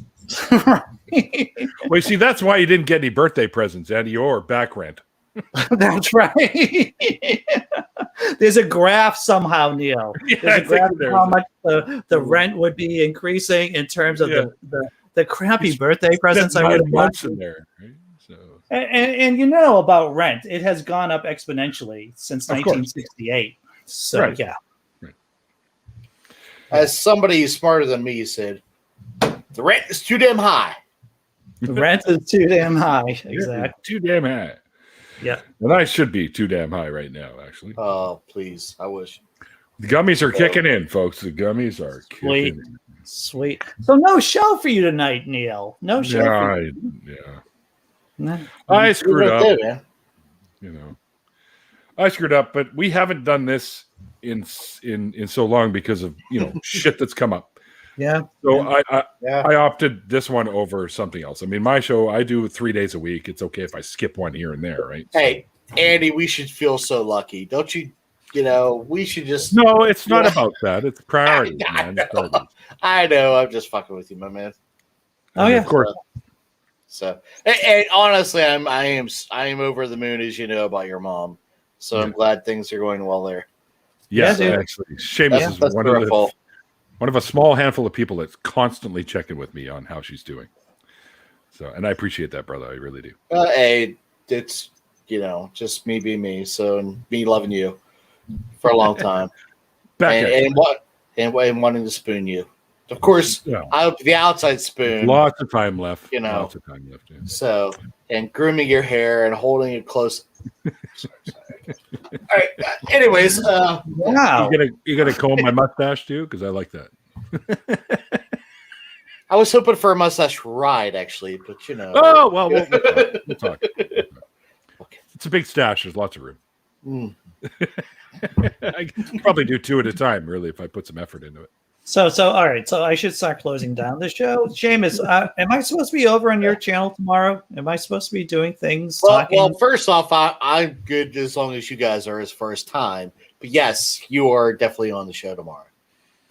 So right. If that's what we're doing, do you want me to plug it now? Is that what you're hinting at? I think you just did. You're nudging me. Are you nudging me in that direction? Okay. Yeah. I know this sounds like a repeat of the last episode, but yeah, we are talking about yet again AAI, as in Atheist Alliance International. At this point, we actually not only do we have the receipts, we actually have the whole shit bag. We have the emails, we have it all, and the bullshit just keeps coming. It's bad. I don't know how. You know, if you're going to work and you quote to be an international society, you think you'd have your shit together just a little bit better. Just saying. I don't know. It's really, really, really bad. And Andy, because you wrote about it, obviously, and Barry Purcell, who also got named. Yep. Isn't that crazy? So, actually, a organization that goes to the UN will actually took their time to write about a civilian. What the hell? So, isn't that great, guys? So, that is actually going to happen tomorrow. As far as other things with the show, we have Alice Gratian is our latest guest that is published. She has an incredible book called Wayward. If anybody who has not, read the book or know her, you should definitely check it out. She's very, oh my goodness. Out of all of our guests, she's got to be in our top 10. I mean, hands down, she's just an incredible person. Love her to that. Dukes of Hazzard, the movie reboot. She is in that. She's a actress in Hollywood, for those that don't know. I wonder if they're going to actually use the General Lee. They did that at that point. I don't know now. Okay. So, yeah, unfortunately. Yeah. You think about it, they would still have to, because that's like iconic for that show. Yeah. Regardless of, I get the whole rebel flag shit and everything now, and I understand all that. But if you ask me, it would be like Starsky and Hutch without the zebra. Yeah. Right? Right. And actually, the other problem with the Confederate, and I am not a defender. Okay. No. But the actual flag is not the actual flag, by the way, too. I believe it's like a battle in Georgia. The actual Confederate flag that everybody flies, it's actually only like attached to an actual battle. So nobody should be flying it anyways, regardless of that. Anyways, I concur, but I'm just throwing that out there because I'm a nerd. Be interesting to see what they do with that. So. Also, another fun fact about the Confederacy. Did you know, Neil, if you lived in Georgia at the time, and if you did not own 20 slaves, you would be forced to fight in the war. Really? Yes. Well, I've never owned a slave in my life. Yeah, but if you had 19... Let alone 20. Yeah, but if you had 19, obviously you'd have to get that 20th. I'm just saying. But what the fuck, dude? Have to go in there. That's fucked up. It's absolutely insane. That's some weird shit down there, but anyway. Yes.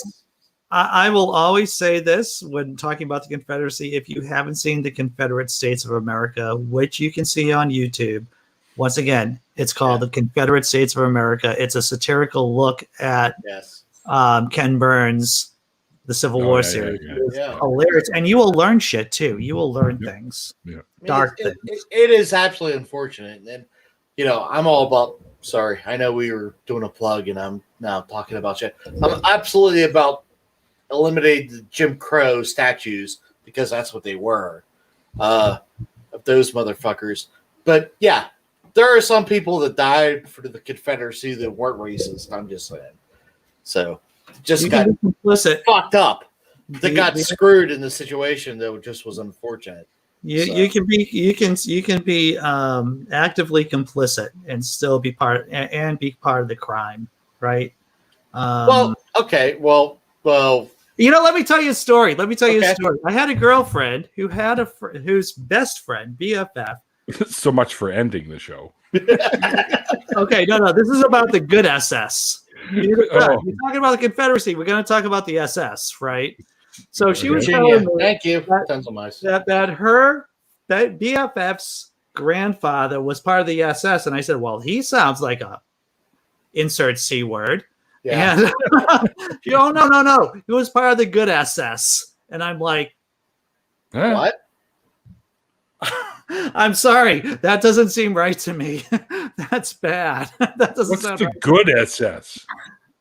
I don't know. It's wrong. That's what it is. I don't think there's any good SS. That's right. If you're in the volunteer, there's a volunteer force and there's a conscripted force. But if you're involved in the process, then there's blood on your hands one way or the other. Fuck yeah, there is. So if you lived in Northern Virginia and your whole family lived there, you would have to migrate or else? Yeah, okay. I would say F that. I would have to say, like, hey, smell you later, to quote Nelson from The Simpsons.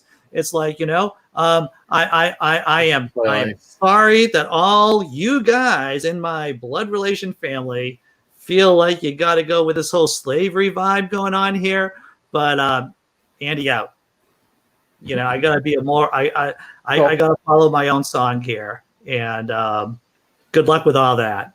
Because even as Sherman said, because Sherman at the beginning of the Civil War, he's like, you guys are effed. You're so effed, you don't even know how effed you are.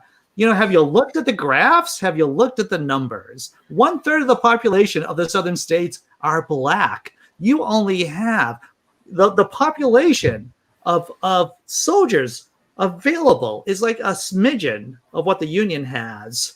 And it's insane. You're never going to win this. Never. I always love the meme with where it says that, this is my heritage and this is my pride, about the flag, the Confederate flag. And then like the other thing was, I'm from the North. This is my heritage. And this is my pride. That means I should burn your motherfucker down. Yeah. In Boston, Boston itself has obviously a racist history, right? A little bit. I mean, you Google Boston during the 70s, there's someone with an American flag from Southie smacking some poor black person on the ground due to busing. Yep. But it's like, years later, 50 years later, we're like, oh yeah, we were wrong on that. Sorry. Well, wait a minute. Except for whenever we played hockey. Oh wow. Guys, racism has been rampant in almost every society. No. For millennia. This is nothing new. The thing is, now we have to point out some of the worst of that stuff, make sure that it doesn't happen again, and we can be much better people now from here on out. It's about building institutions. You know what, Neil? I'm glad you said that. Now I'm going to go do that. Okay.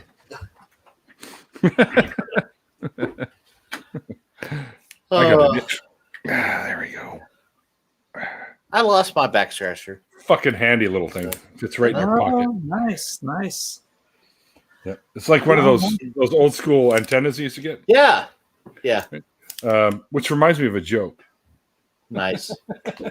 Never mind. I'm not going to. No. Come on. All right. This guy walking down the highway and he's approaching this tunnel, right? So and he goes to say, "Shit! Now I'm going to have to kind of see if I can make it through the tunnel." He starts to go through the tunnel, and this guy comes through with this great big fucking white van, and he just comes barreling out.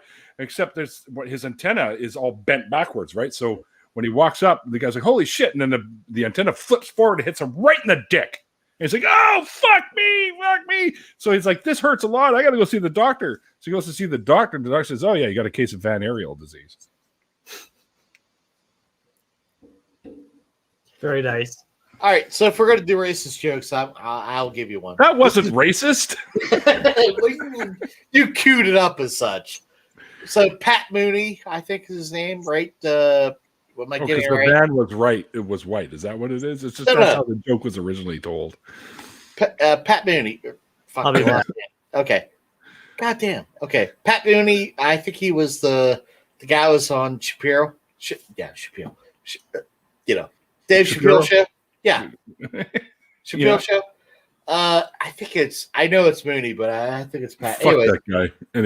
Anyways, so he told a joke where there's a white kid with his mom, and she's trying to make a chocolate cake, and he puts his hands in the chocolate, and he rubs it all on his face, and he goes, "Hey, look at me, I'm black," and she slaps him.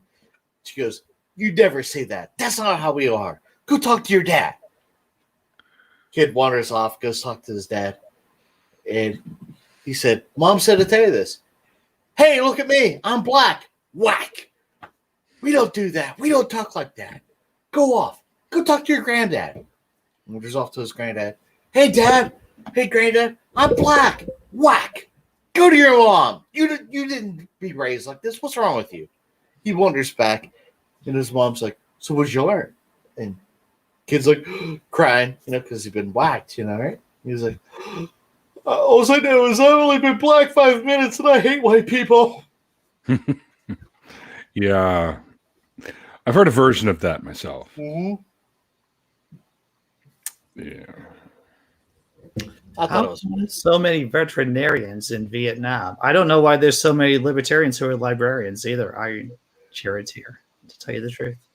See, that's when I remember the first time I ever saw that name. I think I was watching an AXP episode, and Iron Charioteer popped in and had put something like that. That's a great fucking name. I thought it was fun. That is a great name. Yeah. What's with Shiloh Forest being brought up? Shiloh, because tons of my great grandfather fought in Shiloh for the winning side in the North. Ah.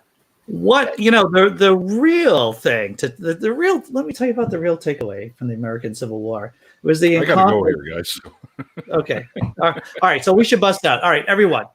This has been a year. Is this? And we're doing this again this month, aren't we? This is on the 29th. I think is the next available. Last Saturday of May. I think we are. I think we're doing two for this month. Yeah. Yep. That'll be episode number 13. Lucky number 13, and we're going to have Bionic Dance with us. And I'm intrigued by the animation. Actually, we'll talk about it when she's on. Definitely. Cool. Yeah, very cool. All right. So everyone in the chat, thanks for showing up. I don't know what this was. This is Atheist Drinking Out Loud, apparently. And, we can't remember though because we're drunk now. So no. So I'll be on Seamus's Free Thought Profit show tomorrow at 5 p.m. Eastern. I do a show 9 a.m. Monday through Friday Eastern, and I don't know. I just talk about the absurdities of life and the news cycle. That's what I do. Yeah, I might join X tonight for the Utah Outcast. Depends on how things go. My sister also wanted me to do something, but at the time I told her I had my show, but now my show's not happening. And generally family comes first, but if it's not going to be a big deal, then I'll go on the Utah Outcast tonight. But I do have Kendra Merritt, who's my very good friend Tobin Templeman's girlfriend, and she's going to be the guest on Tuesday, May 11th at 5 p.m. Pacific time. And I just got Notes from Autumn signed up for the show, and she's going to be on May 22nd at 5 p.m. And if you're not familiar with Notes from Autumn, find her on YouTube and TikTok. She does some great stuff. Fantastic. Cool. Yeah, no, Grant, my show's not on tonight. It's just it's a night off, I guess. But I could end up being on Utah Outcast or over at my sister's. Just depends on what happens. All right. Well, very good. Cool. All right, everyone, take care. And thanks for I'll go see his show, Free Thought Profits, too, right? Which you've never seen him plug. Profits. And I'm going to hit. I've been on twice, for fuck's sakes. Wow. Hey.